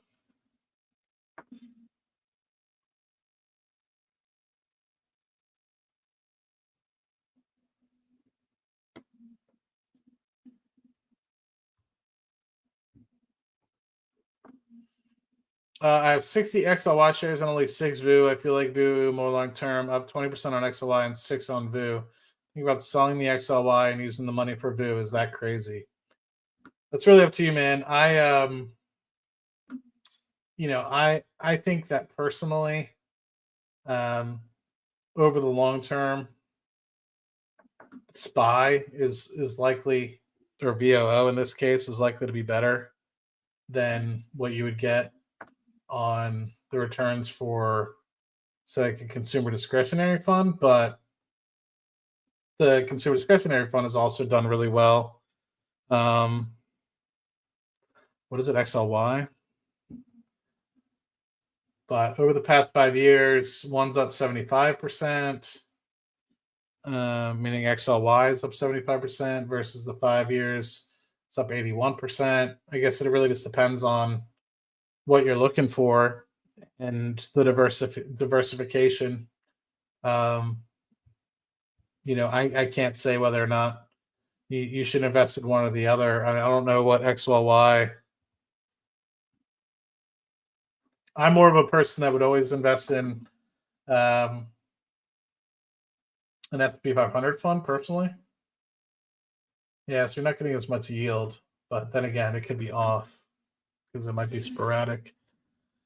But I personally like the SP because it's always interchanged versus if you have something like an XLY, the problem that I have with a lot of these sector funds is that sometimes they have good companies in it, and sometimes they have dog shit companies. And so sometimes you're investing money into some dog shit. And I just, versus SPY, it's profitable. We know what criteria it is to be SPY versus XLY or something like that. You don't necessarily always know why they're choosing that company. So just be cautious, Rob H, what do you think about Celsius? Stop, love the videos. Thanks, my guy. Much appreciated with that. And I appreciate you watching on Twitch because I'm trying to get the viewership up on Twitch. So if you know any other Twitch viewers, please go ahead and do that because I'm trying to get to the place where I get monetized on Twitch. But I don't want to force it and I don't want to beg people. So if you guys are watchers on YouTube, please continue to watch on YouTube. But if you like Twitch and you prefer Twitch, then please take the opportunity to watch on Twitch. I don't mind. I'm trying to get monetized over there as well. Let's see. Thoughts on Celsius? I think Celsius will have a good turnaround in the fourth quarter. So there's that. So I think it'll be a good foundation. I think the pullback here back to $25 is unwarranted. Now it's back up to 27. So I think that if anybody is curious, maybe wait another quarter or so. Oh, excuse me. The thing that may have caused the recent drop is maybe analysts were told that there might be a $15 million pressure. And so I guess we'll find out during the earnings call in the next month or so. But they were basically stating that revenue should get back to normalized compared to what it was in 3Q. Pepsi is starting to do sell through as well as continuing to buy, and it's only going to continue to get better as we go into 1Q and 2Q. But there still was pressure on the fourth quarter. So who knows? Maybe that pressure was relayed to analysts, and that's why there was a continued sell-off. Because it was up at 30, 31, 32, 33 again. It bounced off the 25 and ran. Let's take a quick look at it. And then, it's since then, there's been a little bit of a pullback. Yep. So let me share. And that's when I started accumulating. So I started accumulating around this tranche here. And then it spiked all the way up to $31, $32. And now it's kind of come back very quickly. So I don't know if towards the second half of the quarter, people are starting to get calls, the management's starting to call the analysts and say, maybe consider more so on the downside. Doesn't necessarily look, because they did say that they think that they'll be fine. They think it's going to be a positive quarter in terms of year-over-year growth, but there's a $15 million pressure compared to last year's quarter. So we'll see what ends up happening. I did an article or a video about it rather, and I probably should write an article about it too, but we'll see. We'll see what ends up happening with this one. Pfizer raised the outlook for 2025, and one fund invests $1 billion into the company when shares trading in the 30s. Let's see, PFE Pfizer 2666. Aren't you the same guy that was asking me if you should invest in Pfizer back in like 2021, and I said no? There was some guy that was like very adamant about investing in Pfizer, and he was like, but the COVID vaccine, I was just like, that's temporary, my guy. Like, you might have been him. I don't know. Financial goals for 25. I had a lot of free time over the break, which was great. One of the things I regret doing is not thinking about goals more. So I'll have to get back to you on this. There used to be uh, there used to be like iCloud documents that I had from 2020, 2019, 2020.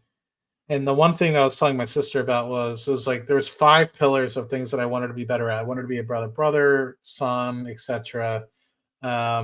I wanted to travel, um, get better at my job, investments, and then something else. So there's like 4 or 5 different things that I was trying to get better at, and I haven't done that over the past few years, and I regret doing that. I've always tried to focus on things, but I never wrote it down. So I've always tried to continue to be a better or more articulate speaker. Uh, I've always tried to continue to do better about the investing piece.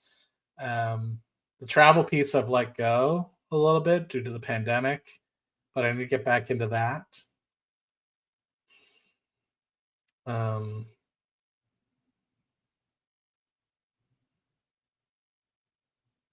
yeah, and I've had some other family stuff happen since I made that, like better brother, son, etc. I've lost my brother, I lost my dad. So since 2020, so it's been kind of tough to kind of to get the family thing right.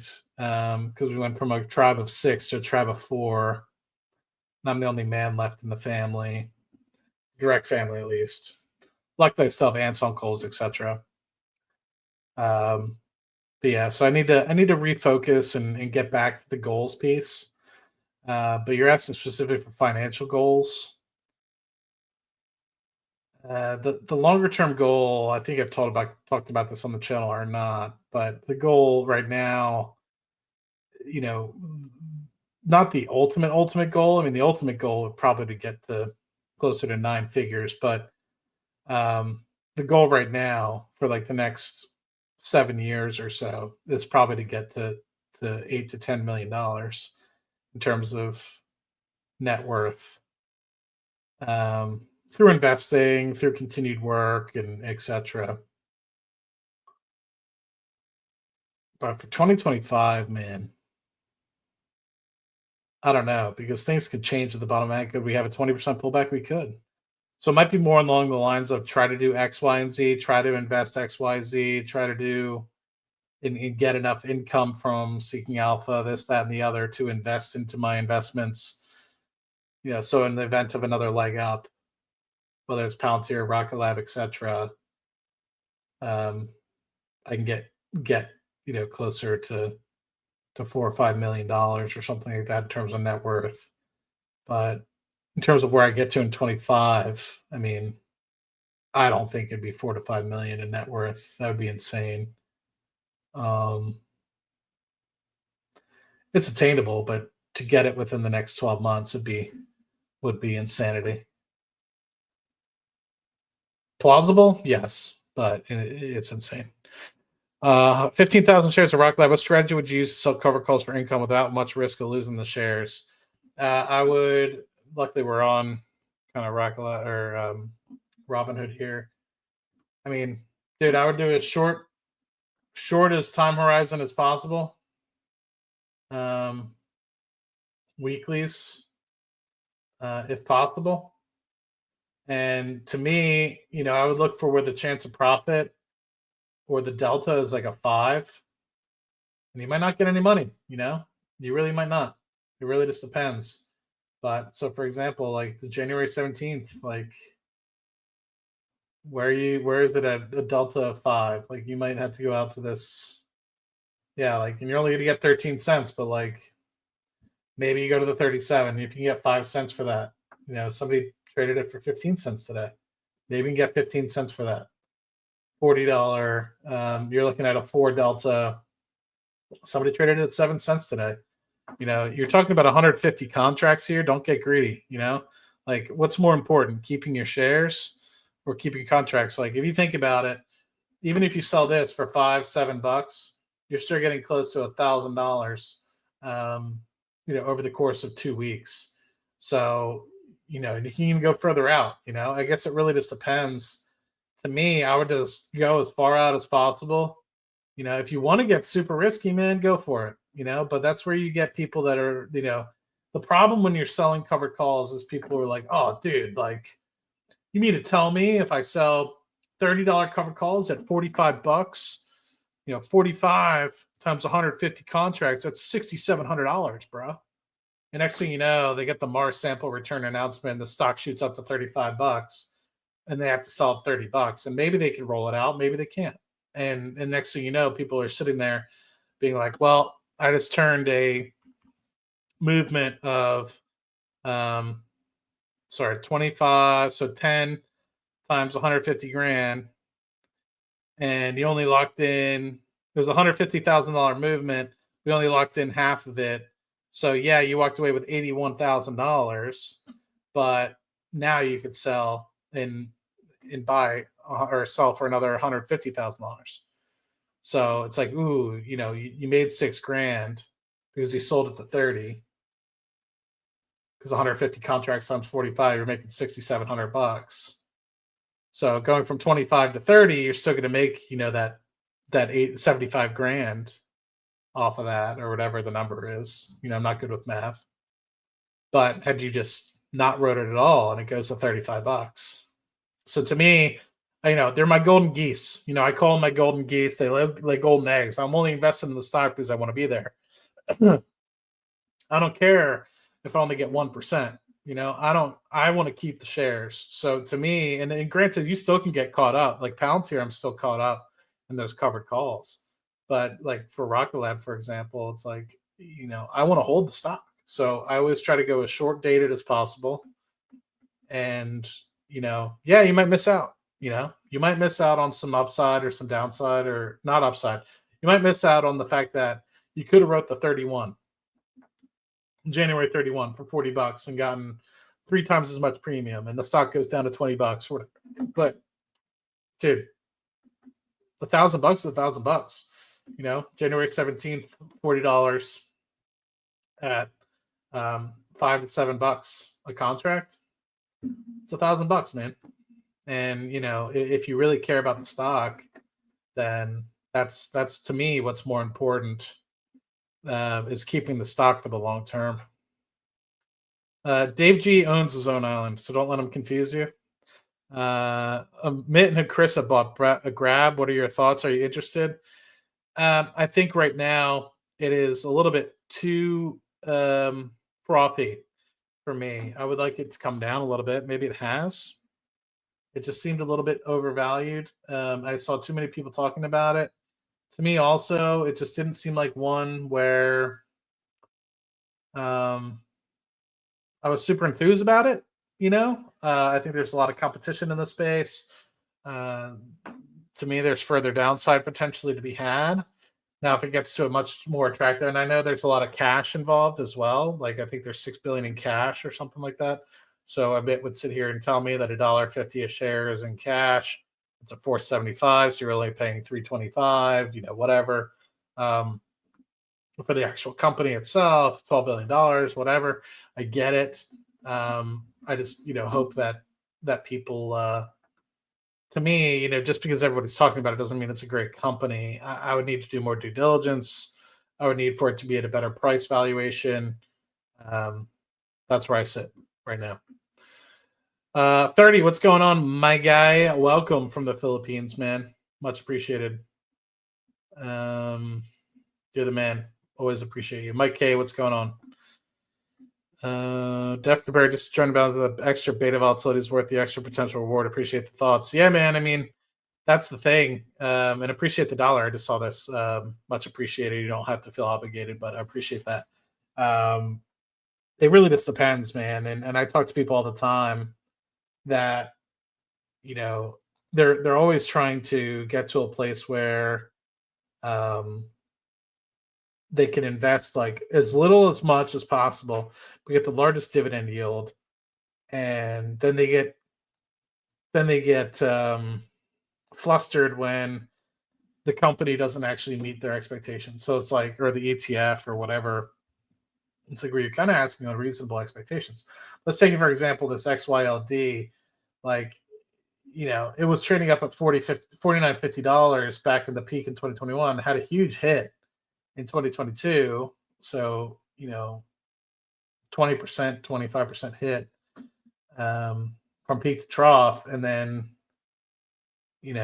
it's only gotten back to a $43 share price. Granted, yes, it's yielded a decent yield. I think it's like 8 or 9%. It doesn't show up like that, but it's like 8 or 9% paid out monthly.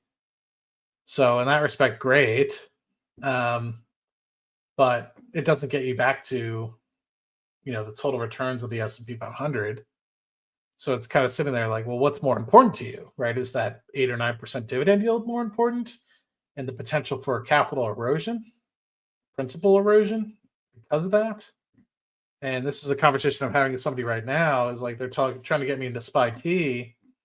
And it's like, well, SPYG, ignore this 1944, because the same thing happened at the end of the other day where it was like trading at 1950, but then it opened up and it was down in 18, high $18 price range. Like, the thought of this is it's supposed to always stay at about $20. Well, we've had a little bit of a pullback in the market over the past month, and you can see it's taken that hit of about a 5% hit on the market.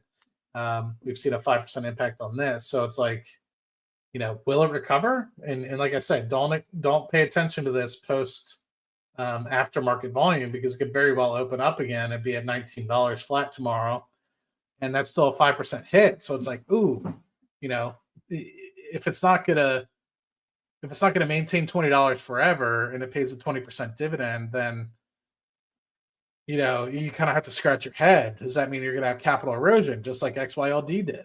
And you kind of have to sit there and honestly think. I don't know. So I'm cautiously optimistic that this one will be okay, but I've seen so many other people try to do these covered call, or I'm not saying the SPY-T is a covered call specifically, but like QYLD, for example, people have invested in that and been, unfortunately, sadly underperforming the S&P 500, but they think they're doing okay because dividends at all costs, right? That income is all that matters. But it really depends. Like, is that income actually important to you? Or to me, would you much rather, over the past 5 years, 22% return, negative 22% return? Yes, it's going to be partly offset by that income. But over the past 5 years in the Qs, there's no way that the income that you got from QYLD was 50%, because keep in mind, you were down 22% in terms of total capital appreciation, which is capital depreciation of 22%. And to get back to here, you need at least 150% of dividend yield. Well, you're not making 30% dividend yields, you're making 10 to 15% dividend yields on QYLD. So nowhere near the amount that you need to be able to get to this 130%. So then again, I go ask you, what's your goals and objectives, right? And to me, if I were to look at an income fund, I would look at something more like this, which is more balanced, and even still has struggled to kind of return. I don't know what's going on with this. I hope that's not true. Let me see. What is this? I'd have to investigate this bad boy. What happened there? But something like an XYLG, where you at least are able to get back to a decent return compared to where you were in 2021, 2022, but you're only getting a much smaller yield. So, everything, like, I think a lot of people are trying to like reinvent the wheel here, when it's like a majority of the time, most people should just be investing in the S&P. So interesting. I have to see what that decline is in XYLG. How long has it been? So it's December 30th. Are they like liquidating the fund or something? You know what this might have been? It might have been a big capital.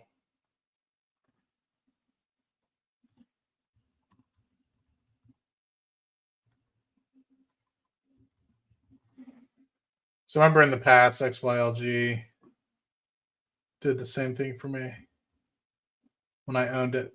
They paid out a huge year-end capital. So it doesn't say it there.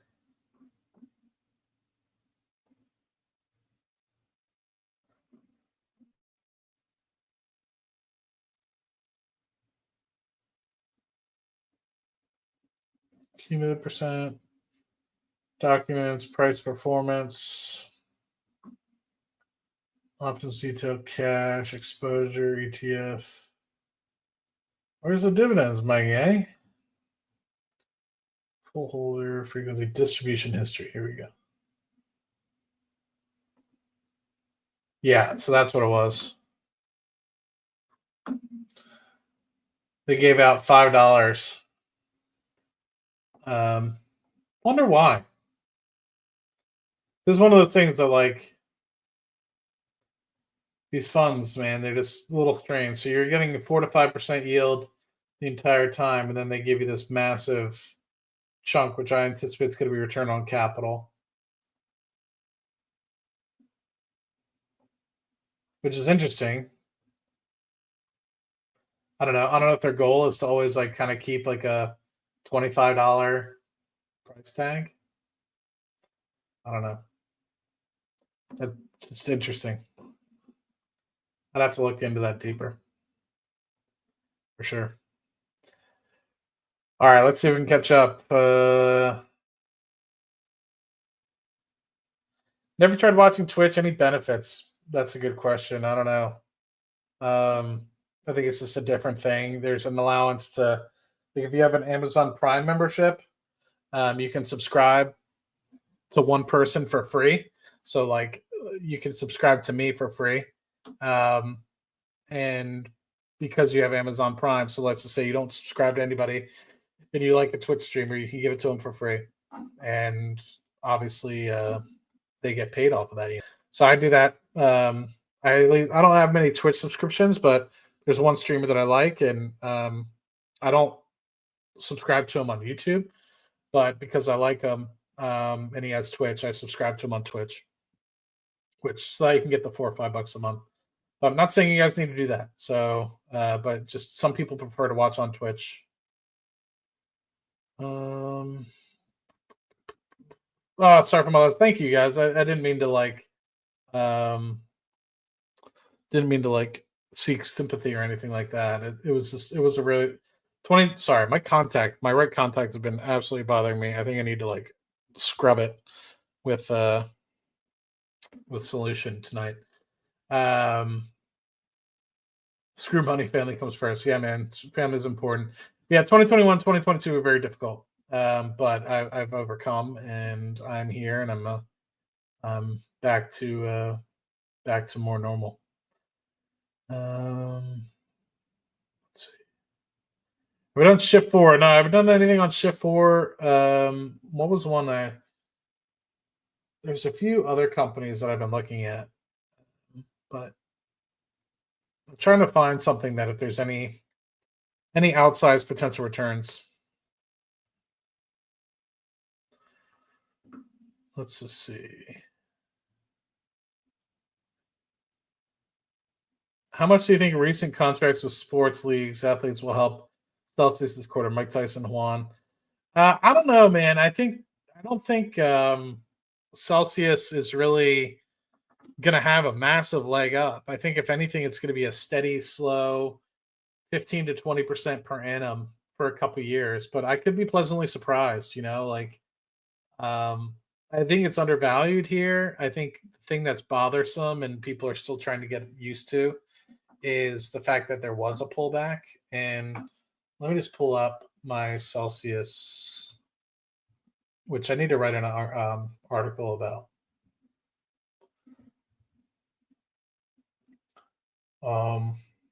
But so, which is pretty funny. I see people like trying to sell their spreadsheets about like it's like, dude, you could literally just look this up on the internet. But so here's the last few quarters of revenue. So you can see, I should put graphics of this, honestly, but you can see we're at 260 on a quarterly basis.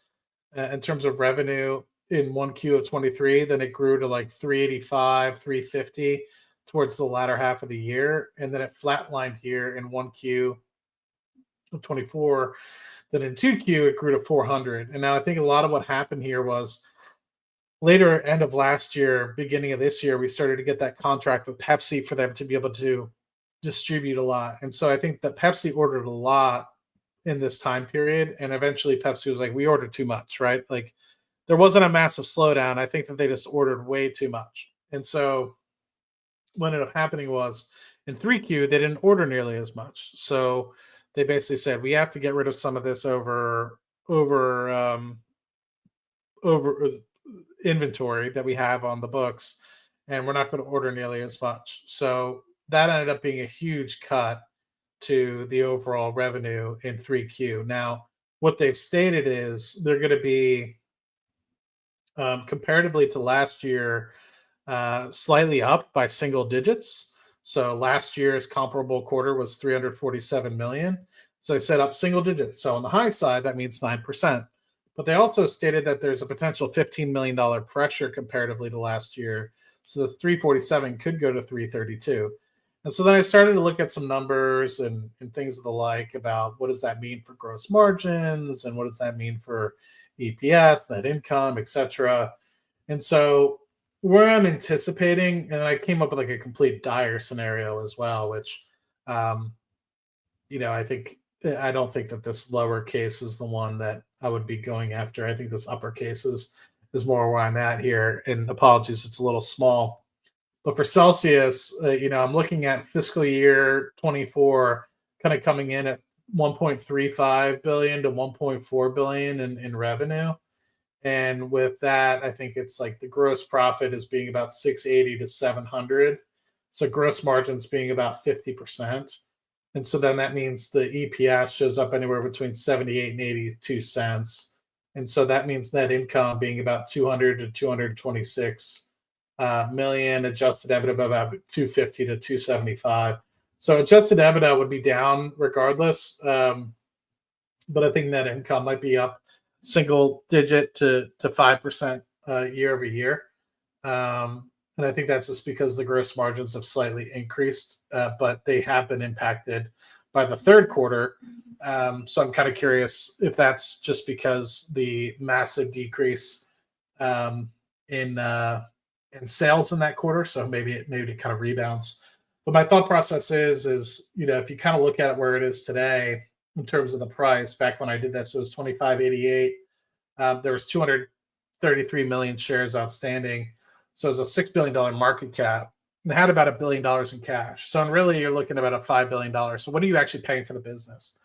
And so based on where we're at, you're looking at on a downside, you were looking at in terms of net income, $217 million in net income, $5 billion divided by that, you get a price to earnings of about 23x versus on the high side, if you get 226 in net income, you're paying about a 22. But if you're looking at it in terms of price to EBITDA, you're paying about a 20 on the downside versus if you're paying on the high side, it's about an 18.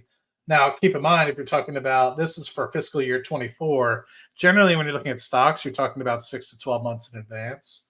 And so if you're talking about where you're at in terms of EBITDA growth, for next year, you're kind of looking at anywhere between if it's flat, 0% growth, 23 times price to earnings, which, in my opinion, is probably okay, fairly valued. It's a premium brand, or a 20x. But if you talk about a 9% growth in going into next year, so going from about 217 to, closer to 250 or so in terms of earnings, in that case, 240, 250 or so in terms of earnings, you're looking at a current price to earnings multiple of about 20, price to EBITDA about 17, and then 19 and 16 if you're looking at about 15% growth. So I think it all just depends on where the fourth quarter ends up for Celsius. And so I'm kind of curious to see where things ended up in terms of the fourth quarter. Do we hit that $15 million pressure that they were talking about? and revenue comes in at 332, or does it come in on the high side of high single digits, which will be 378? And if that's the case, so we end up being back at like the 350 to 370 range, then we really haven't taken too much of a dive in terms of revenue over the last year. And then really it was just a supply issue that really caused the over revenue in the first quarter and second quarter of 24, and then the steep decline, and it caused the volatility. So hopefully as things kind of get normalized and the distribution and the distributor kind of gets up to speed with the sales that they need, that they order at a more even pace rather than the cyclical pace that they've kind of had. Let's see.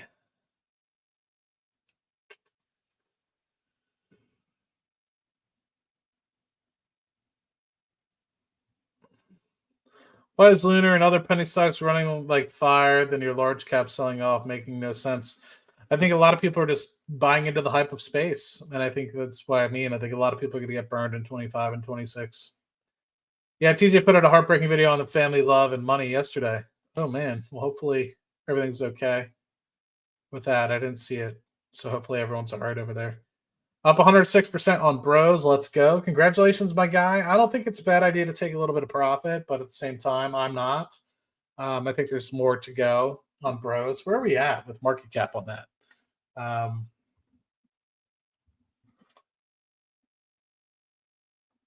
I'm looking forward to their investor presentation because I think their investor presentation in the first quarter, second quarter, it went up. What the hell happened? It's up $57. It's up $1 per share overnight. The hell? Sorry. You can't trust after hours, but what the hell? I thought we were going to have a pullback. So we're at $9 billion market cap. I mean, it's a little stretched in the tooth, guy. But do I like home builder stocks? I haven't looked enough. Depending on if they're pulled back enough. Actually, let me check. American Homes for Rent. I'm curious where they're at. They pull back. That's probably a good one to look at. Let's see our DR is doing. I know Amit was talking about potentially looking at home builders if they've pulled back enough. I don't know if they have. Maybe KB Homes. KB was up about 86.90. Now we're talking 65. I don't know. I'd have to look. I play guitar? Not so much anymore. I used to play a lot more. And then I got involved in stocks, and I've just been focusing mostly on that. Is 50 to 60 too much to have in one company, in your opinion? That's really up to you, man. I mean, I like Rocket Lab a lot, but I think there's not a problem with owning the S&P 500 either. So it really is up to you and your confidence level. I also don't know, 50 to 60%, is that like $1,000? Is it $20,000? Like, I'm not trying to belittle your portfolio. I'm sure it's great, and I'm sure it's a lot of money.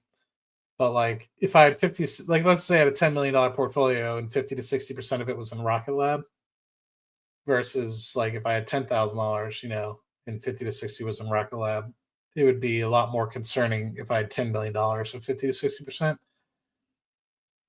I might try to diversify a little bit out of that, but it also depends on your conviction, right? One of the things that I've realized is sometimes when I've been convicted, I've been too much about spreading diversity in my portfolio and less thoughtful about how much I'd be willing to lose and in this particular trade. And maybe I would have had a little bit more invested in Palantir if I wasn't trying to say, oh, it only needs to be 5 or something percent of my portfolio, versus me being like, I could lose up to 60 grand of my own investment and not be upset about it. So to each their own, though. There's no one size fits all. in that. If you're sleeping well at night and you have the conviction in Rocket Lab like I do, then you should be okay. But you never know. There's always some sort of catalyst or risk that can appear that we never thought about, and unfortunately, then that would mean 50 to 60% of your portfolio is gone. And like I said, um, I don't know what your thoughts are with respect to or how big your portfolio is, right? If it's $5,000, then to me, I'd say keep it all in Rocket Lab. If it's a couple $1,000,000, then and let's just say, for example, it's a couple $1,000,000. You're like, oh, I only need $2.5 million to retire, and make 100 grand a year in terms of dividends or something like that.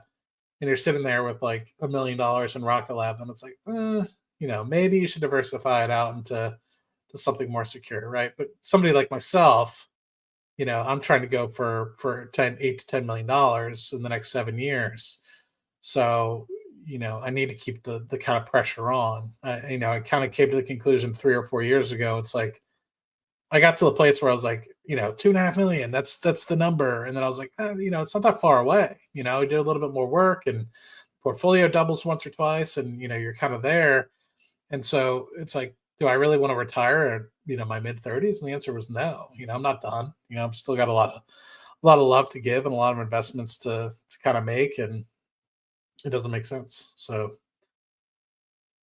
Um, so yeah, I mean, I can't answer that question for you. You kind of have to figure out where you're at. Return on these promotions could be higher than expected, so there's a chance they do well on earnings. That's the thing. I mean, you need to, have the sell through. Celsius 200 milligrams of caffeine in a can versus 80 in a coffee or Red Bull. Just too much, man. Yeah, I've been in a place where I like some of the flavors of Celsius, and I've had like 2 cans in a day, and it was not good. So you definitely have to watch yourself. What do you think about owning total market versus S&P? I think it really depends on where you value small caps. To me, now, if the S&P for me is almost like a sanctuary. So uh, I look at the S&P as like a sanctuary. So to me, it's like I'd rather just keep it in large caps that I know are profitable rather than dealing with, and I know it's a difference between 500 stocks and what 3,600 or 4,000 stocks now or whatever, but to me, I'd probably prefer the S&P. Late getting in your thought towards Global Star and their links with Rocket Lab. I took a small position. I would just rather own Rocket Lab than Global Star. Talked about it a good bit. I mean, granted, Global Star might do well with this Apple thing, but and some people, I think Dave G put a video out. Somebody said in the comments here earlier about how they have proprietary laser technology or something, or like broadband technology or something. Good for them. I just have a feeling that the Constellation, whatever Rocket Lab's Constellation that they come out with, is probably going to eliminate the need for 50% of these companies that are creating constellations at the moment. And so that, coupled with, even if, let's just say, for example, even if Global Star does have a proprietary piece of kit that makes their constellation great, would people still go to them, or would they go to the Rocket Labs that is a 90% solution and that can get into the air much cheaper because they can deliver it at cost, rather than having Global Star have to pay for $55 to $70 million, whether they deliver it off a Neutron or Falcon 9? Um, I think I know the answer, in my opinion, and that's always going to come back to Rocket Lab. But I could be humbled whenever Rocket Lab comes out with their constellation, and it's not nearly as beneficial as I think it is supposed to be.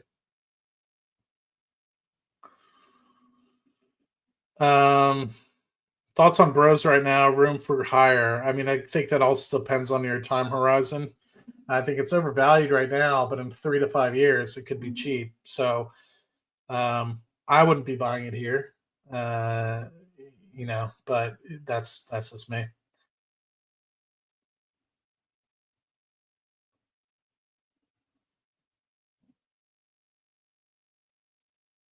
Midwest is the Palantir Ho.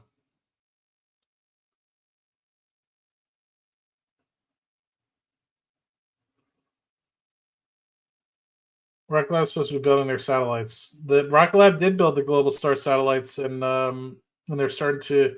to sell them now. Global Star just got a recent contract with Apple for billions of dollars, and my thought process is Global Star going to re-up and ask Rocket Lab to create the next tranche of satellites as well? Are they going to go with somebody else? Because to me, they might have some minor things and put together the final product, but Rocket Lab has put together the not the trains. I'm going to mix it up. The buses for the Global Star. So pretty much the outfit.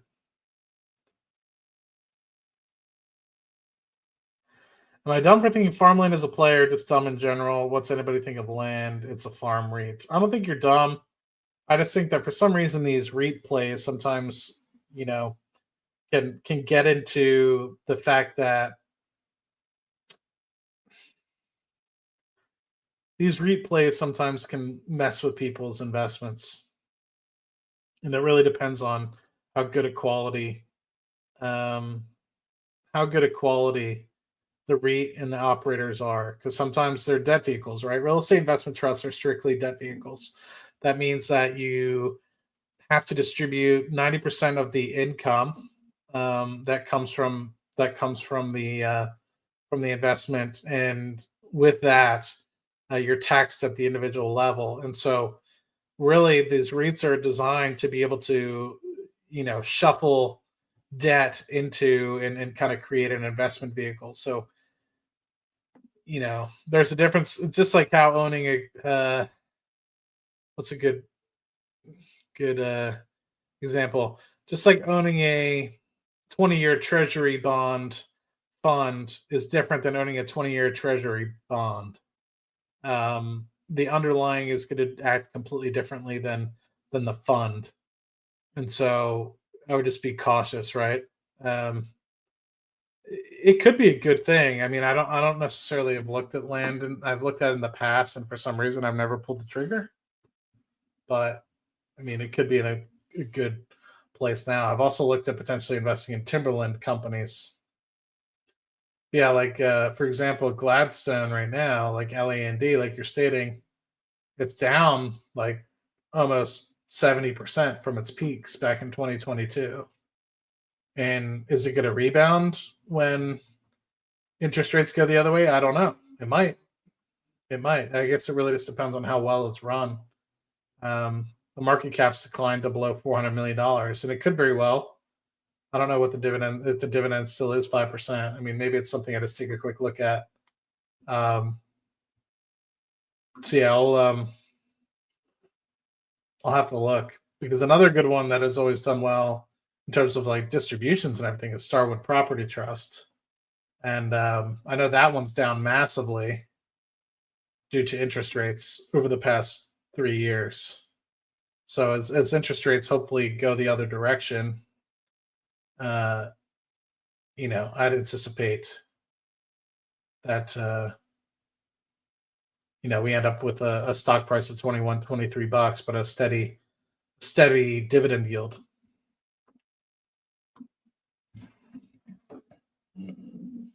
Let's see.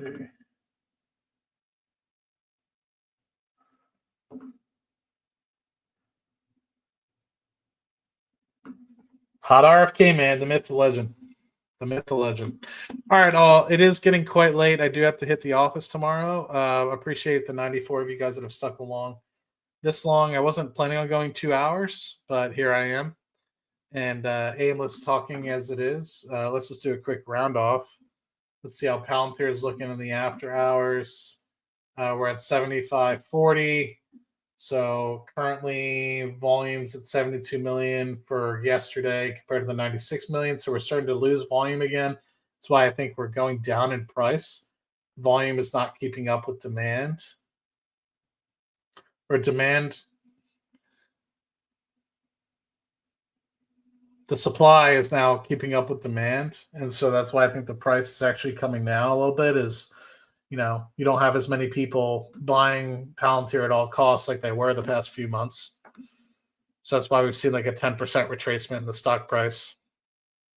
Whether that persists, I think it all depends on the volume, But overall, I'm still very cautiously optimistic well, I guess technically I'd be cautiously pessimistic that the stock is not going to do well after 1Q earnings in February. I feel like there will be a pullback, but I've said that for the past 2 quarters and I've been completely wrong. Yeah. So, but I appreciate you guys. I am going to hit the hay. It's 11 o'clock. And hope to see you guys soon. And I'll let you guys know when the next Cash Flow Chronicles is. Sorry, didn't really have much planned other than just hanging out with you guys and chatting. So much appreciated for those of you that have taken the opportunity to chat. So talk to you soon. Much appreciated.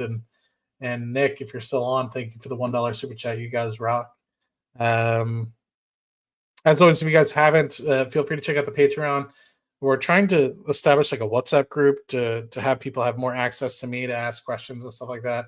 I know for some reason X doesn't allow you guys to DM me if I'm not following you back, and it makes it a little bit more difficult, but hopefully we're creating a little bit of a community and an ability to kind of chat. So if you guys do decide to become a member on YouTube or on Patreon, you'll see a post for the members only that allows them to join that group. So don't feel obligated, but as always, if you guys want a little bit more contact ability with me, then feel free to use that as an avenue. And as always, continue to reach out, continue to ask questions, be curious, and always remember you don't know what you don't know, and you don't know everything. I definitely don't know everything.